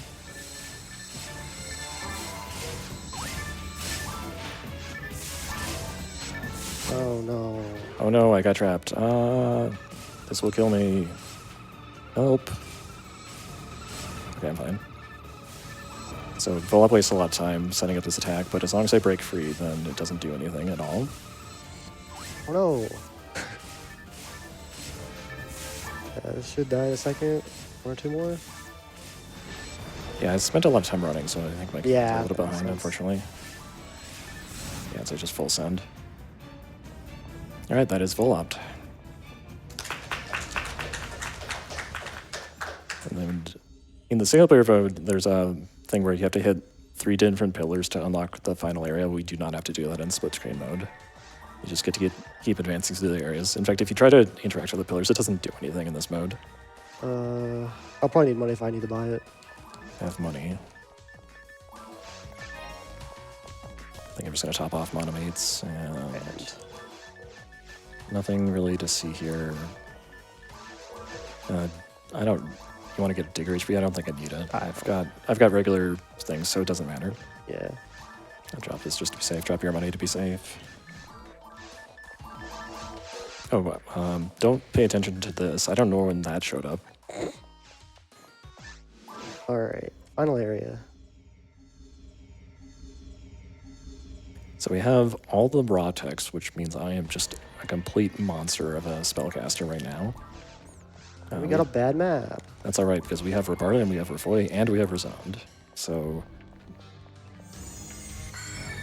we'll go through it relatively fast. Just got to coordinate it so that these things go after Cost and not after me as much as possible. I'm gonna... Gather some guys up. Yeah, my job at this point is literally just play, get in the way. Like, don't hit him. Yeah, if Gus gets hit, it's like, okay, you lose a little bit of damage, but it's not a big deal. There's just no competing with Rabarda and Refoy, especially. There's not a lot that's weak to Razond here, so it's all just about efficiently gathering things up and nuking them. This is actually one where Razond is kind of good, but we'll wait for that to get a little closer. Bellers are like huge pools of HP, and in this mode, they also just kind of resist everything. Oops. It'll take a little bit to go down.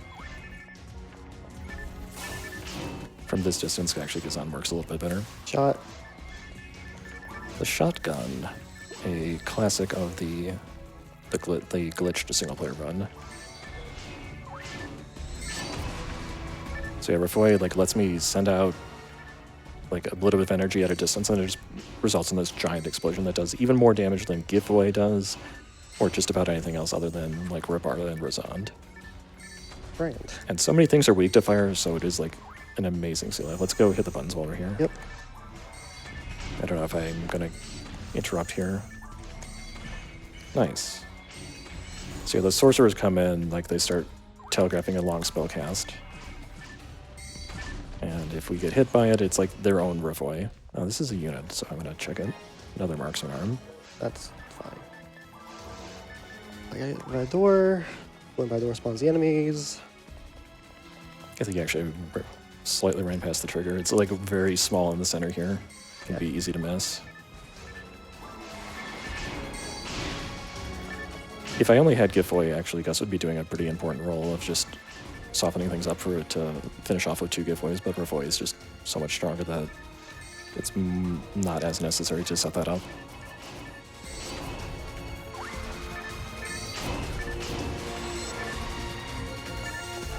Alright, I haven't seen much Rabarda, but also kind of hits a fairly large area, not as big as Refoy, but Oops. Just poorly timed there.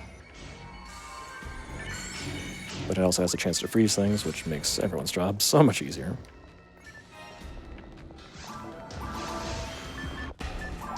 And I can take 9 moons when you can. There you go. Thank you. Oops. I might be behind on mag. Alright. We'll see. Okay, so this Dale Saber's going to jump at me. I'm just going to move forward. Don't be scared of it, and it can't hurt you. Oops, I should get the... Let's see. Dale Saber is actually kind of annoying for hunters especially, because they can just block any attack if you get too close to their front. Ah. But techniques like Barda and Rabarda are very effective against them, so it's not a problem for us together. Where's he at? He's behind.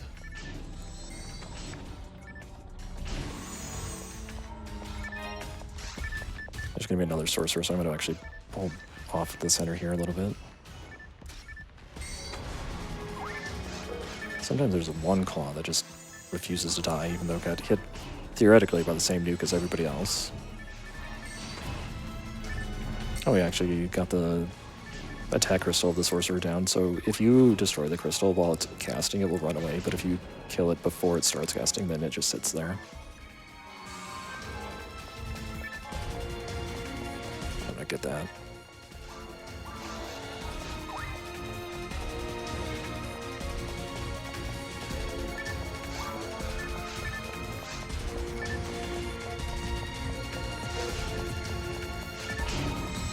Alright, so I guess the job is just distract this thing so I can get close enough and hit it. If you spin this thing around 180 degrees, it gets dizzy for a few seconds. Then you can do it again by spinning it 360. But not going to last that long.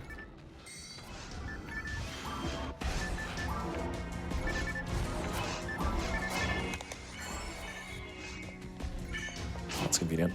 If things get frozen, Gus gets a little bit of an accuracy boost as well, because their evasion just goes down.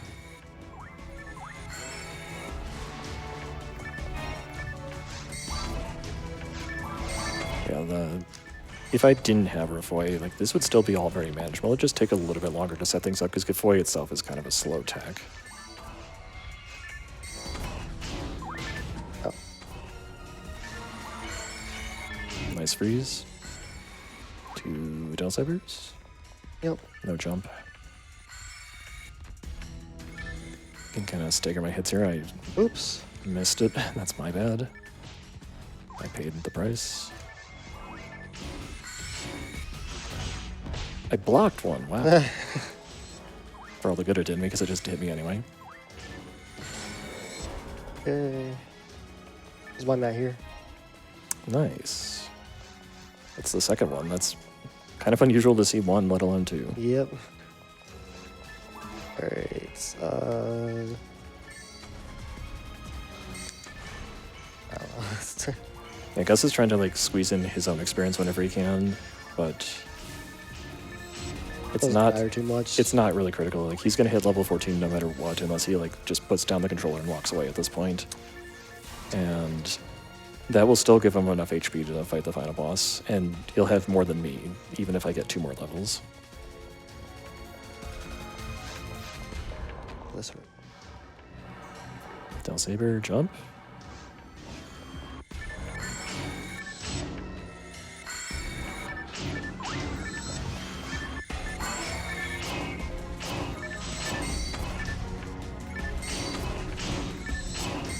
Part of the trick to playing Force effectively is just, you have to remember what every element, like what every enemy is weak to element-wise, and usually things in normal mode, the base difficulty, are weak to one thing and then like half on another element.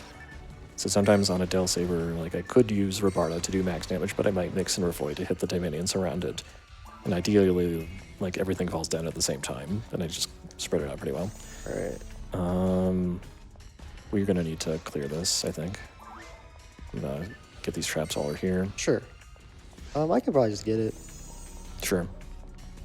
Got the traps out of the way anyway. Yeah. There's a way to sneak through the rocks. Oh, we just sneak to the rocks. Wait, let's do that. The collision is bad in multiplayer, that is why. Is it? Yeah, like... Oh, okay, fine. Yeah. There's a way to sneak through, but in multiplayer it does not work very well, if it is even possible. The collision's just weirdly different in this version for some reason. Yeah, hit the switch. Kind of go around. It's fine.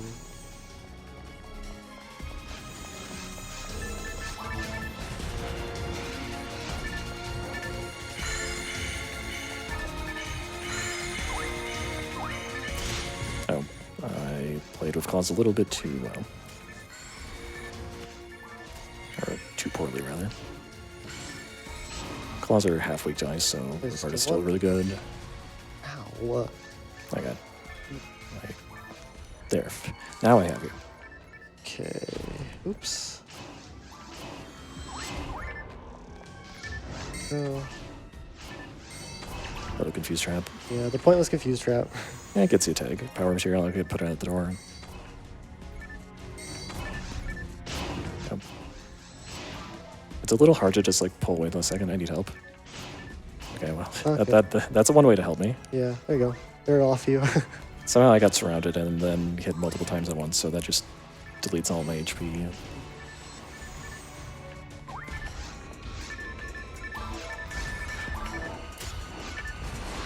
Oh wow, my giveaways are strong enough with those minded materials to just two-shot claws. Still more. It is giveaway 2.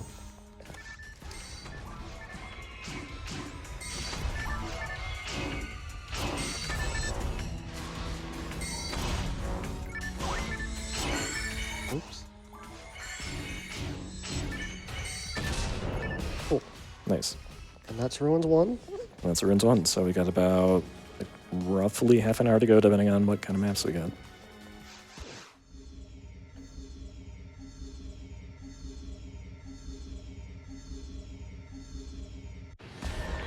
This is Bad. not very good. Very bad. We'll say closer to half an hour.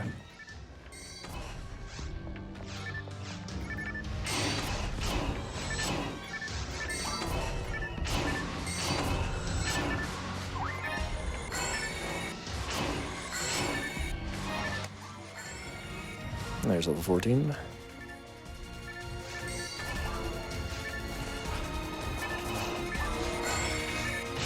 Ah.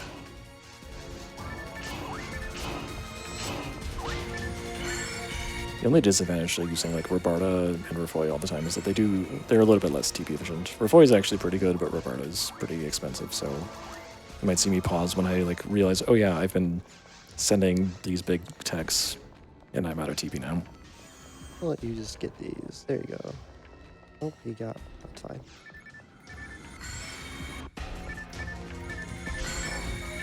So I got my damage negated. When Delta Sabers do that block, they can also negate other sources of damage that normally they wouldn't be able to block.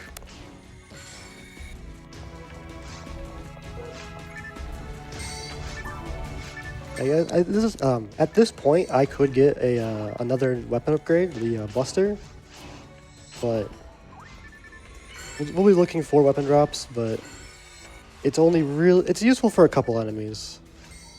Yeah, there are a few things that like will actually resist every single thing in my arsenal, so Gus will actually be the big damage dealer. In fact, there's one in this room, right?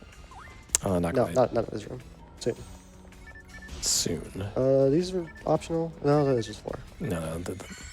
On the good map, there's a room that looks very similar to this, where there are some that are optional.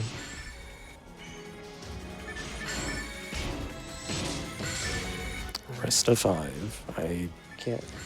guess that's an upgrade? It's Because it will heal you more? Oh, I didn't give you the power material yet. I'll do that. Slicer Buster. and a Buster. I'm ignoring the slicer. Some runs I do actually unironically use the slicer. If AKDylie only has Giveaway and 2 of them aren't enough to kill claws, I can slicer like all of them, hypothetically, to like finish them off. That's about it. But his giveaways are strong and... Power material there. Thank you. He also just has Rafali.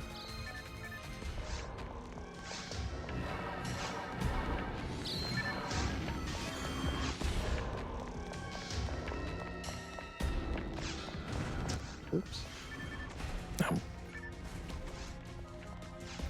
I should have trusted that you weren't getting hit, but I wasn't sure. No faith. Hey, how's this Buster? 20% machine. Okay, that's not relevant. Yeah, the weapons each have like one enemy that can do one enemy type that can do 2 more damage to if they have a percentage of one. I guess you can get multiple, but that's pretty rare.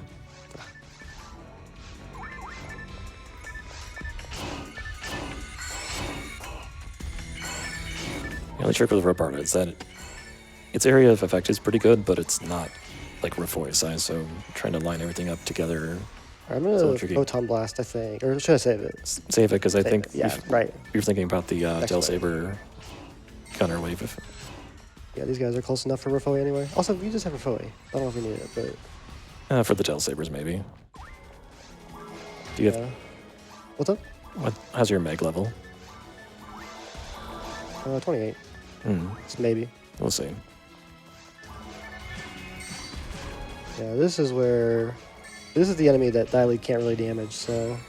I get to be the DPS for once. I can still freeze it, though. He can still freeze it.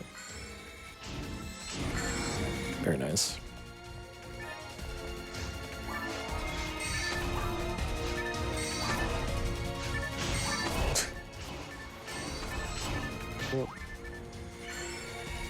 Okay, and then I'm gonna... Oh, no, not yet. Not yet. Soon. Photon Blast right about here. But don't do it too soon, because they take a little bit to fall in.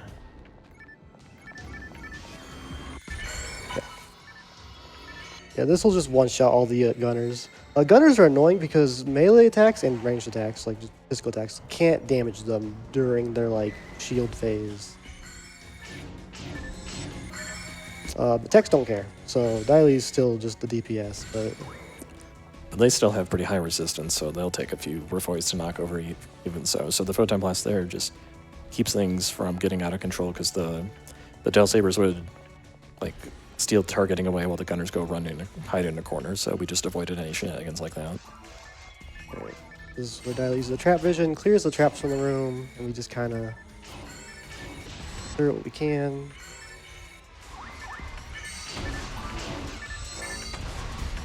And now 2 Del Sabers on opposite ends.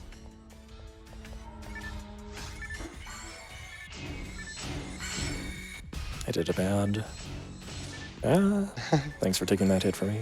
Sure.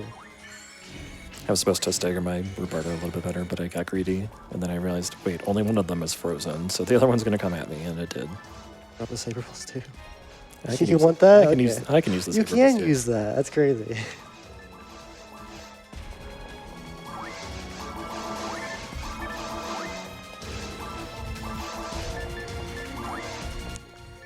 And we'll go hit a little thing to turn on the lights. Cool.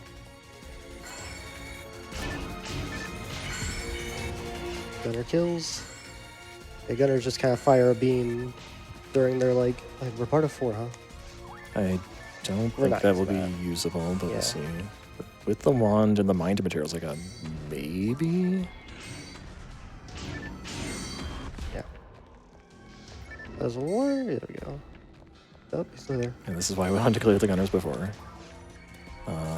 Claws here.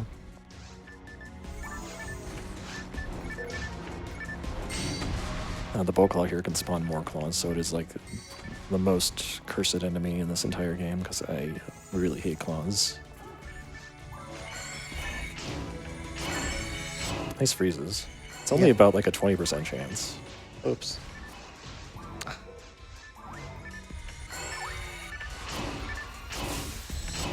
Got Razond. Yeah, I was just trying to hit all of them. There. Now Del Sabers. Ooh. This time I'll stagger.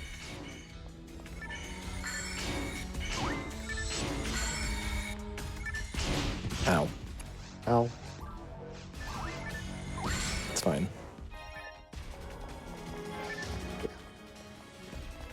Alright, last room of runes 2.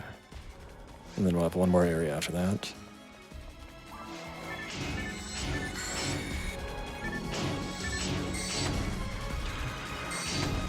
Yeah. Oh, dang it.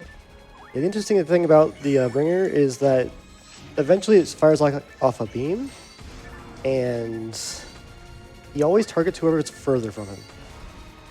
So it always effectively is going for me at that point. Yeah. So it makes it easy to predict, but sometimes I accidentally pull it in to shoot at Gus instead.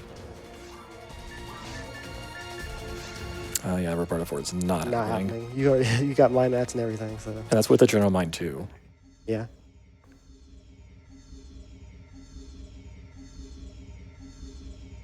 All right, final area before the final boss, Ruins 3. Though we've been kind of traveling in a spaceship here that's containing maybe the ultimate evil of the universe, but it's not a big deal. We'll take care of it. Just you watch.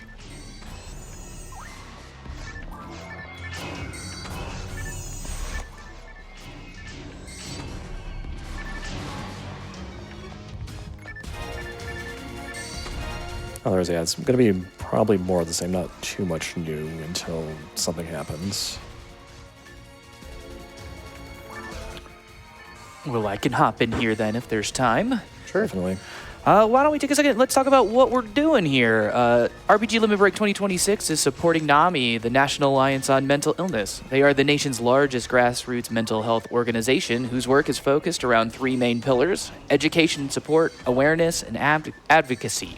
What does that mean exactly? Well, it means NAMI drives the national conversation around mental health from coast to coast and across all demographics. Having appeared in major media more than any other mental health organization since 2021, with over 24,000 earned media articles in top-tier outlets including NPR, CBS News, CNN, and BBC. Dead. You're not dead. I'm not dead. And then real quick, I forgot to mention 3 other prizes that are available because I did not scroll far enough. So there are also 3 more prizes available until the end of the Zilliard round that I mentioned earlier. There's a Hero and Jessica Perler from Dragon Quest VIII.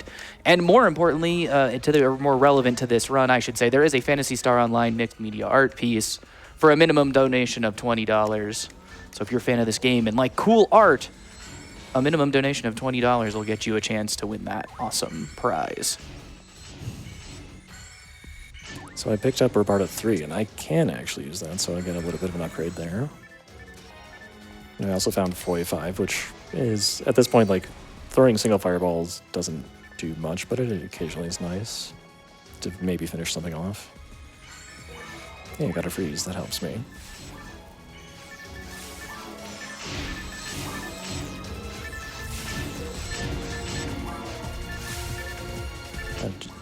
I thought I was dead before because the Boa Hug normally is pretty lethal, but I had just enough HP because I was already level 16.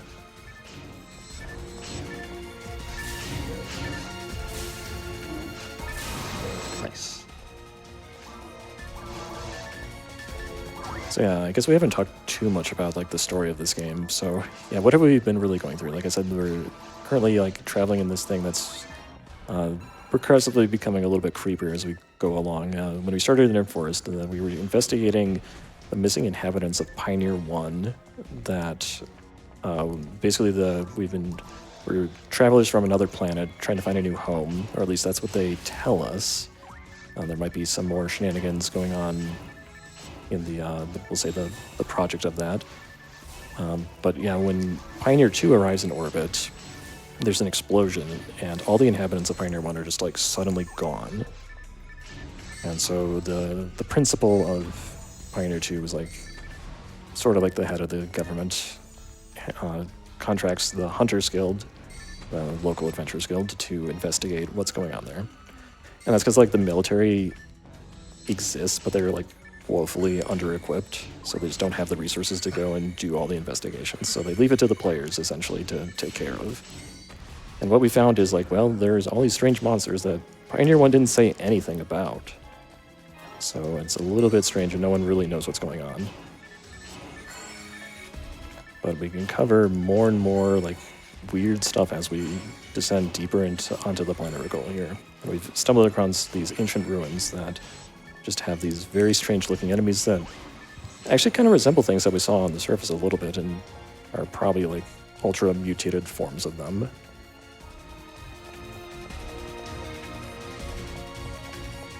Is that a photon blast I saw? Yeah. Excellent. It's fine. So many journal legs. But I already have this thing, which gives me even more vision. Oh wow, you do? That's crazy.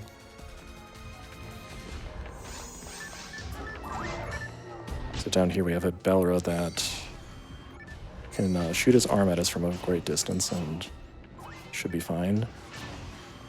After about like 5 seconds of facing a player, will like decide to launch that cannon, and a crit from that will take out just about anything. Possibly even the Q-cast. So just gotta be a little bit careful of it.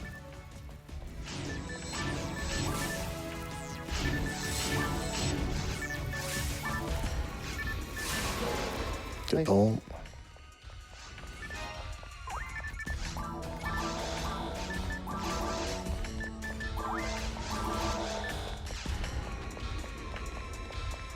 Right. Just a couple rooms here. There's nothing in it.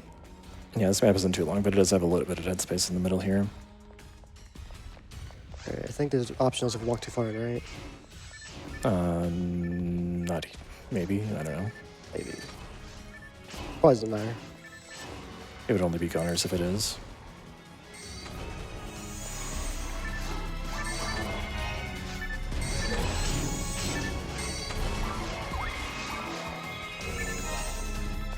I don't think so.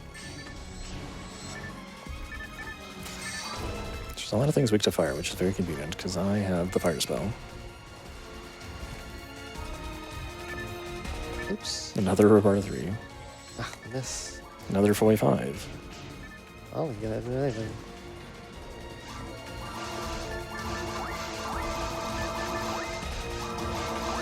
Okay, yeah, I'm hitting 35 for sure. Nice.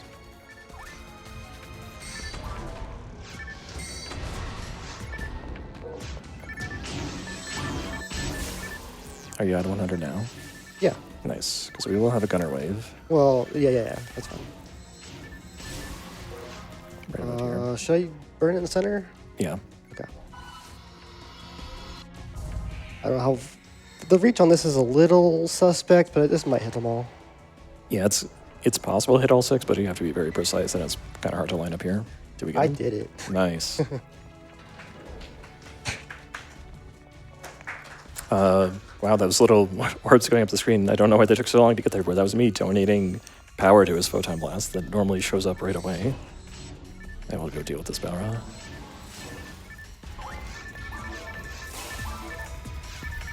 I'll go deal with this Belra.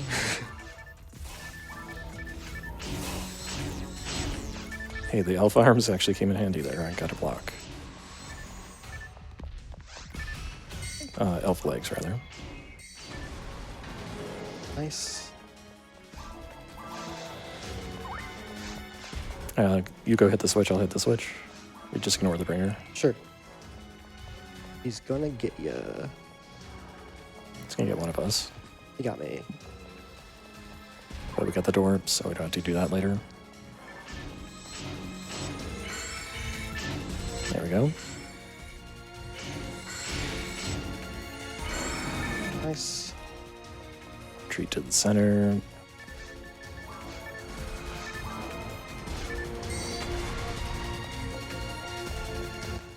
Three Belras. Imagine seeing 3 Belras. Yeah, I was trying to get 3. Oh, how? Huh? They got the reach.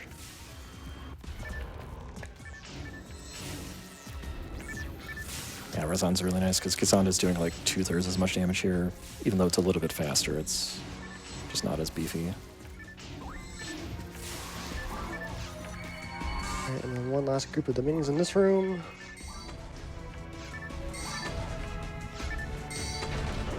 Nice. Oh.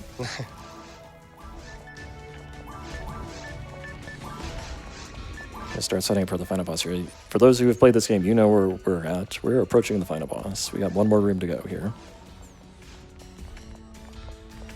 Yep, and this is a very funny final room where there's only 3 Belras. Imagine that. Fortunately, they just kind of are spread out. So Just gonna put a safety pipe in case we both like take a double crit or something to the That's face. true. Nice. Bell got the kill. Yeah, the Bellower can finish off the other Bellers there, which is nice for us. Just do a little juke, get behind it, spin it around, get it dizzy.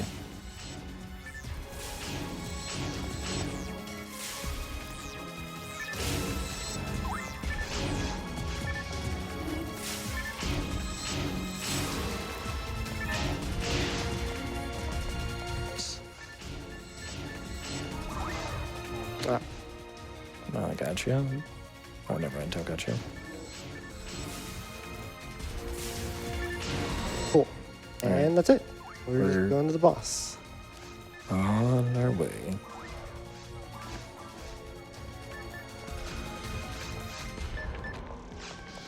Alright, so Dark Falls is the final boss here. And this is ultimately the entity responsible for the disappearance of Pioneer 1, and we are running right into its den.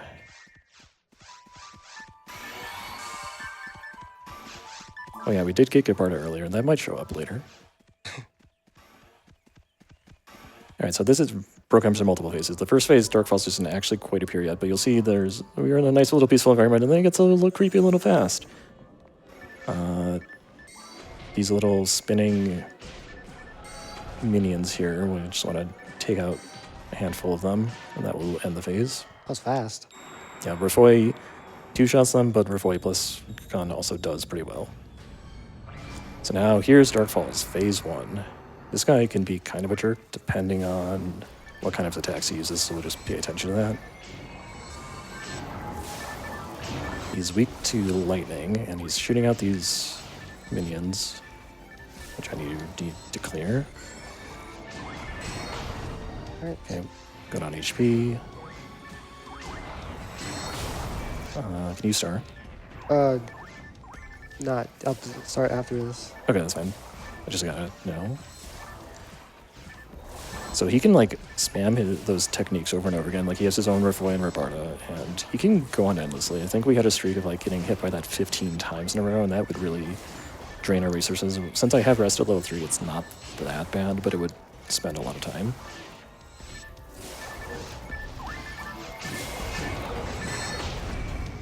I'll star. Okay. He only did one attack. Very nice, Falls. We appreciate that. On the next cycle, he'll probably do something we like to call Divine Punishment, where he'll launch some beams into the air, and if those hit me, I'm definitely going down. Gus will have his Moon Analyzers ready to revive me, but... heal. Yep, I can there try to comes. dodge it, Nice. and only one attack, and you're invincible. I can heal myself. Okay, so phase 1's probably going to go down pretty soon then. Nice. So phase 2 is... it's not completely different, it's just like dialed up to 11 now. He's going to go rotate around the arena, and all of his attacks are going to be even more annoying. I have my Photon Blast, by the way. So however you want to proceed there. Okay. I'll do it if he goes down. Okay. Yeah, so... and go. Alright, This is a combo Photon Blast. So Gus has been working on getting his Meg evolved to the next level using Gala here,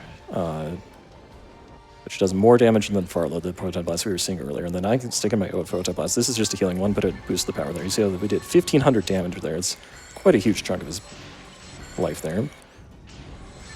We're going to try to dodge Divine Punishment there.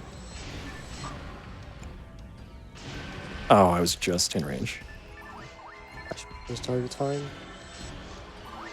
Okay, and... yeah, that's his Rabarda attack. We can actually dodge that one. Yeah, if you see the left arm go down, we just don't cross over the middle there. Just kind of go to the side. He does his right arm. Dodge. Oh, that didn't hit. That was interesting. Or I can just throw out a Gepard, but I was a little too far away there. So this is Divine Punishment. He slows you first. Maybe I'll dodge it this time. And Nice. then, just as a heads up, time is after the boss kill. When we enter the teleporter once we've finished the boss. Yeah. You got a little ways to go, but not too much. Apparently I picked up 10 additional amount of fluids during the run. Oh, this is going to kill me. He's going to do an HP drain, recover himself a little bit. Oh, well, he didn't do it to you. So good for me. Nice.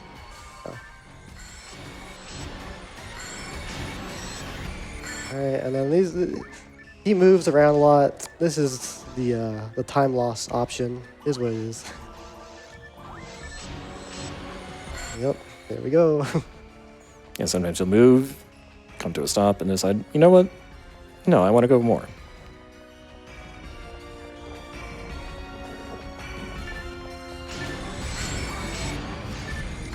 Oh, I'm not even hitting it.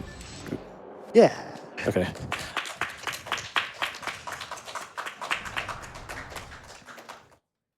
Alright.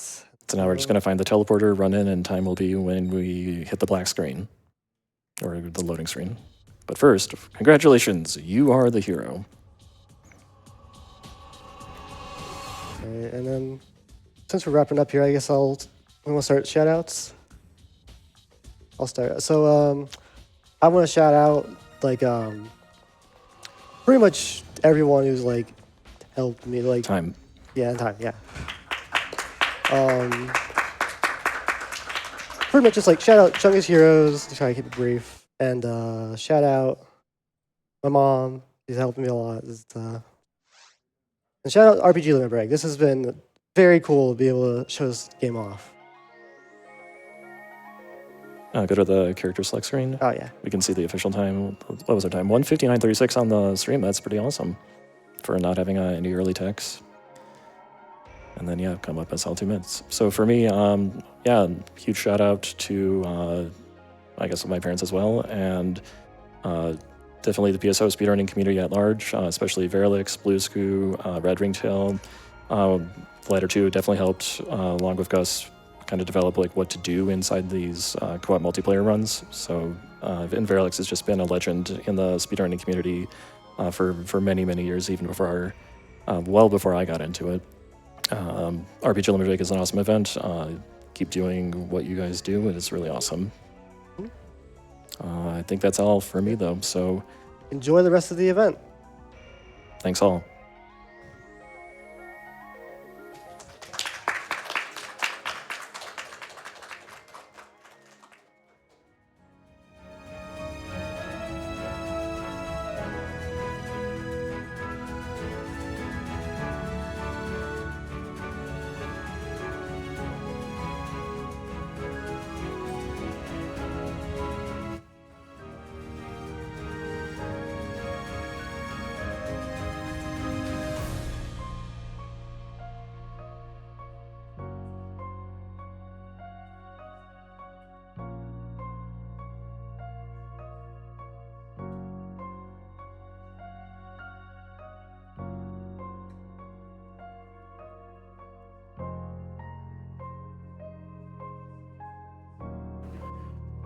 All right, thanks again, AKDylie and Gus, for that awesome PSO speed run. We are going to go to a quick little ad break here, but before we do, we have one last Phantasy Star donation that came in right at the end from an anonymous donor. It says, watching this run brings back many fond memories of late nights playing via the Dreamcast modem, Huneral Supremacy. So if you're watching, stick around just for a few minutes as we play some ads, and we will be right back.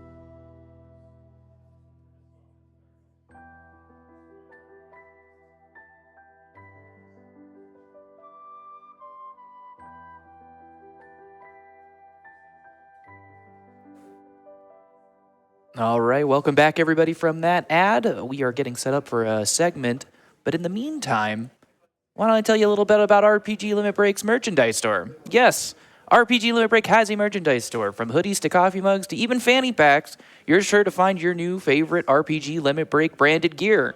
And the best part is, all proceeds from our merchandise sales goes directly towards funding RPG Limit Break, so we can continue to bring you these awesome live events every year.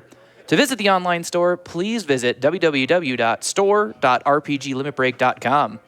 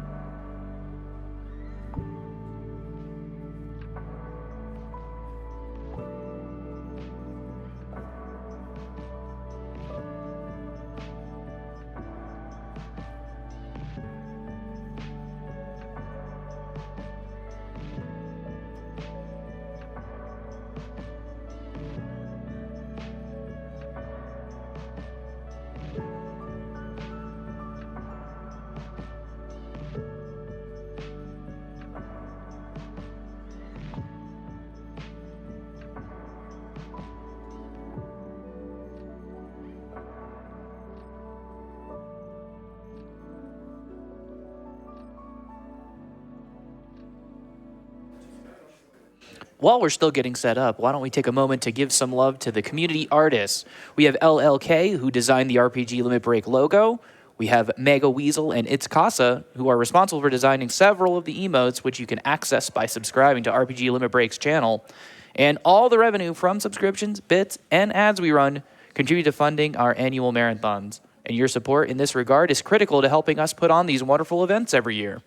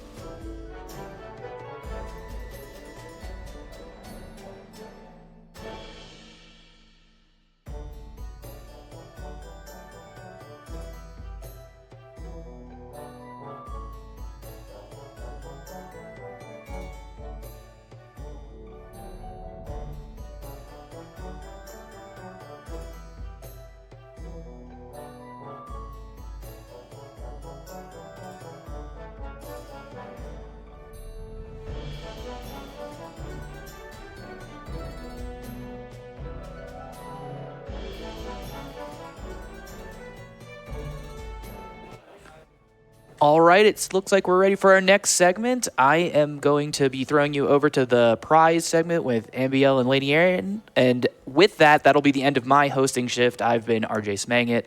But don't worry, once we come back from that prize segment, I will be leaving you in the ever capable hands of Cece. So thanks again, and see you later.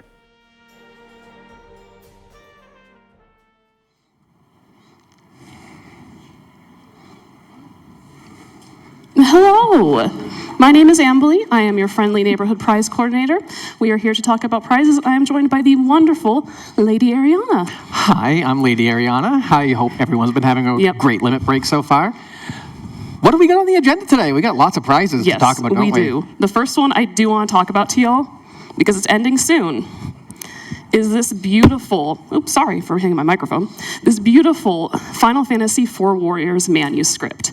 This was sent in by Melvara, who does these amazing works. This is all calligraphy. You can see that, if I can get which side right, you can see that it's gilded, has wonderful artwork on the bottom here. It is beautiful. This one is a $150 cumulative donation. So if you've already donated during the event, you just need to get up to $150 before the end of Zeliard. So if you've already donated $10, $20, $30, as long as you get up to $150 before the end of that game, you will be entered to win this wonderful piece of art. And the best thing is, it says orb at the bottom. And as a speedrunner, we love our orbs. We love orbs. We do love our orbs.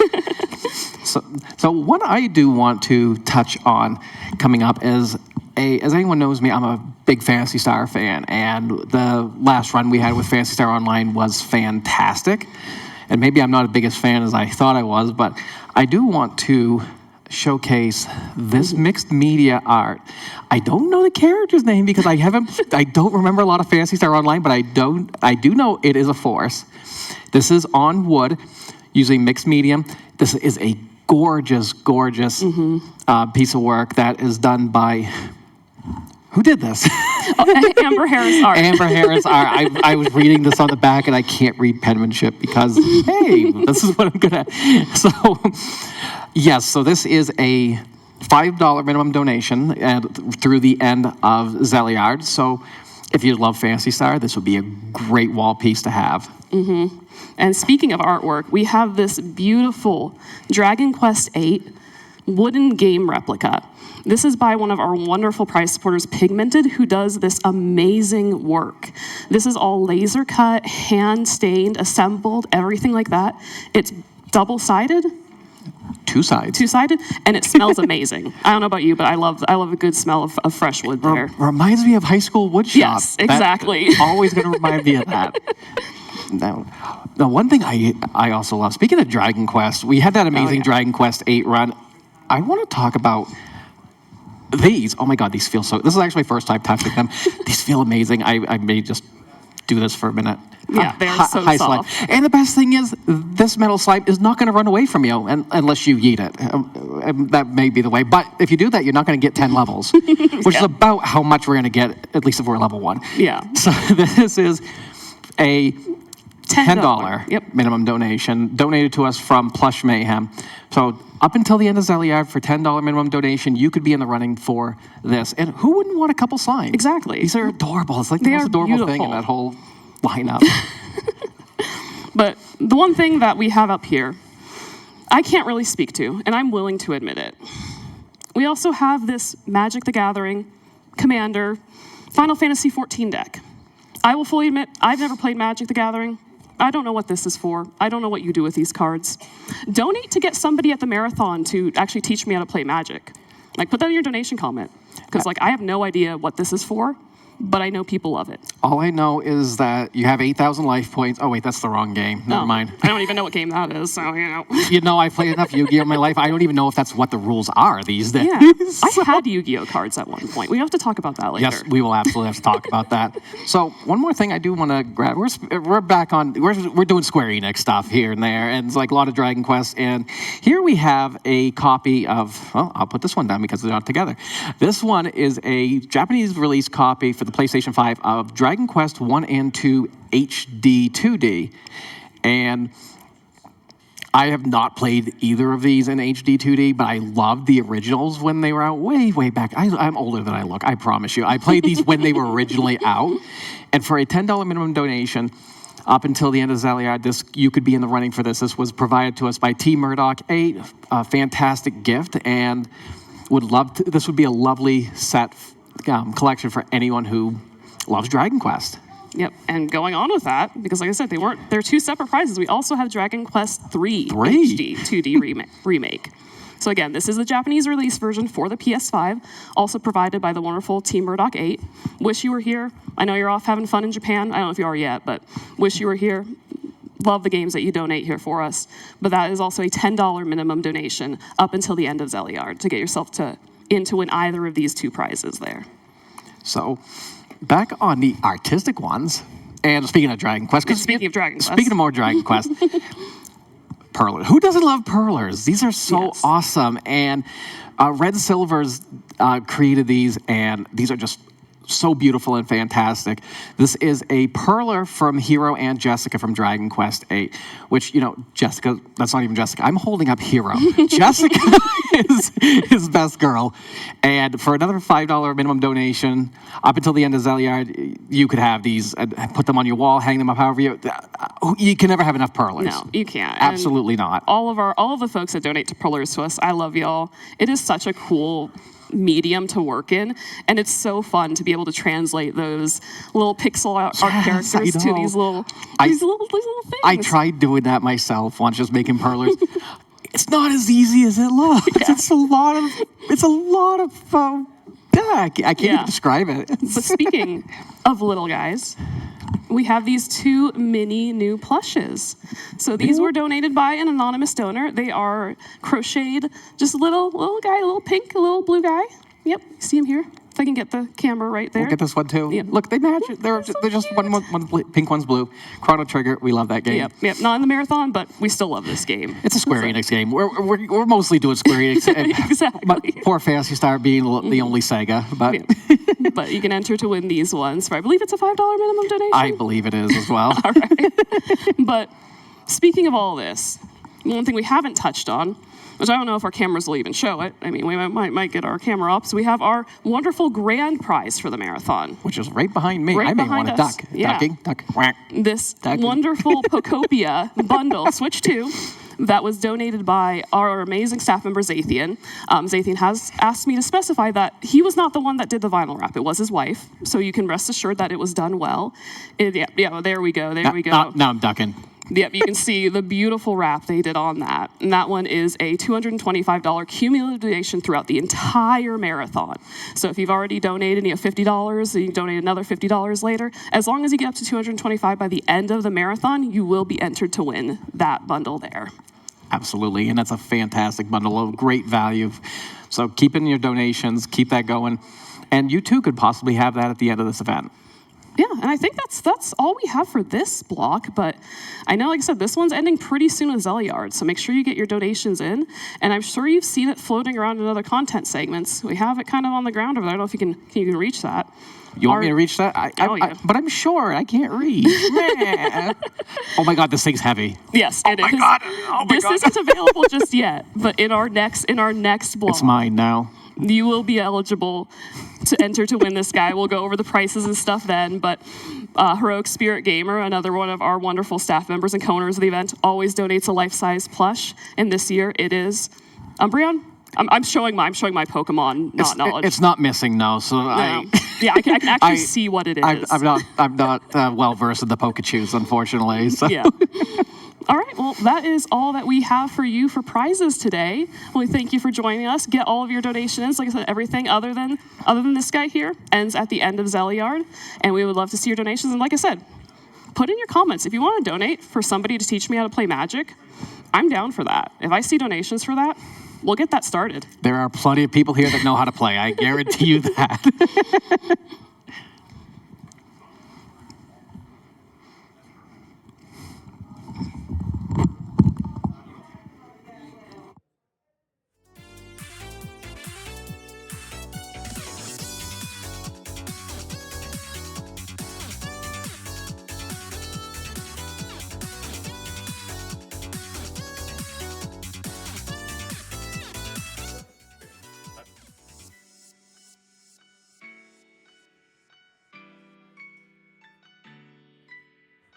Thank you, Emily. Thank you, Lady Ariana. And thank you, RJ Smangit. What a gem. Great job on the host desk. Hello, everyone. My name is CC. I will be taking over for your next 2 runs coming up here.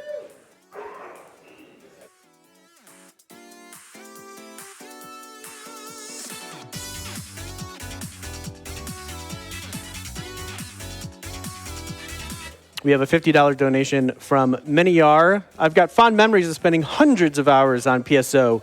It's still one of my favorite multiplayer RPGs ever. Same, Miniar, same.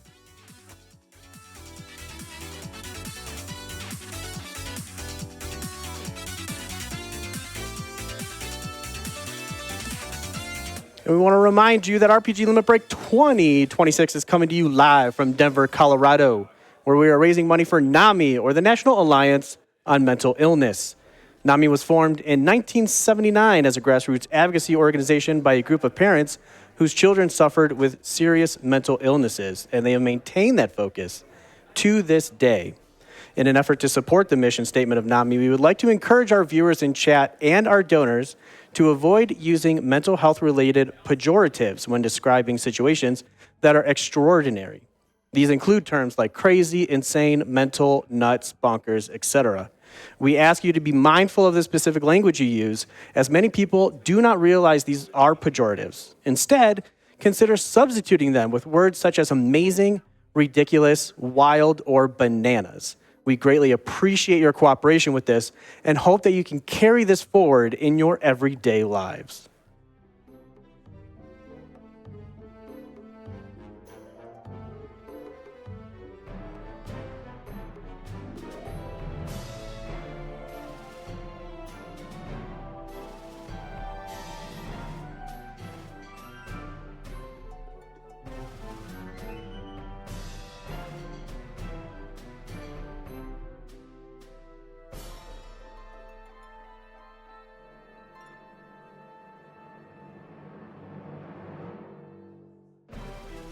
And I just want to remind everybody about the incentives of the next game, Dragon Ball Z Legend of the Super Saiyan. Are we scared of Vegeta, chat? What's going on? We need $1,000 to fight Vegeta, and we're only at 20. And we also need to recruit Yajirobe. We're about halfway there, 121 out of 250. Let's get those meds.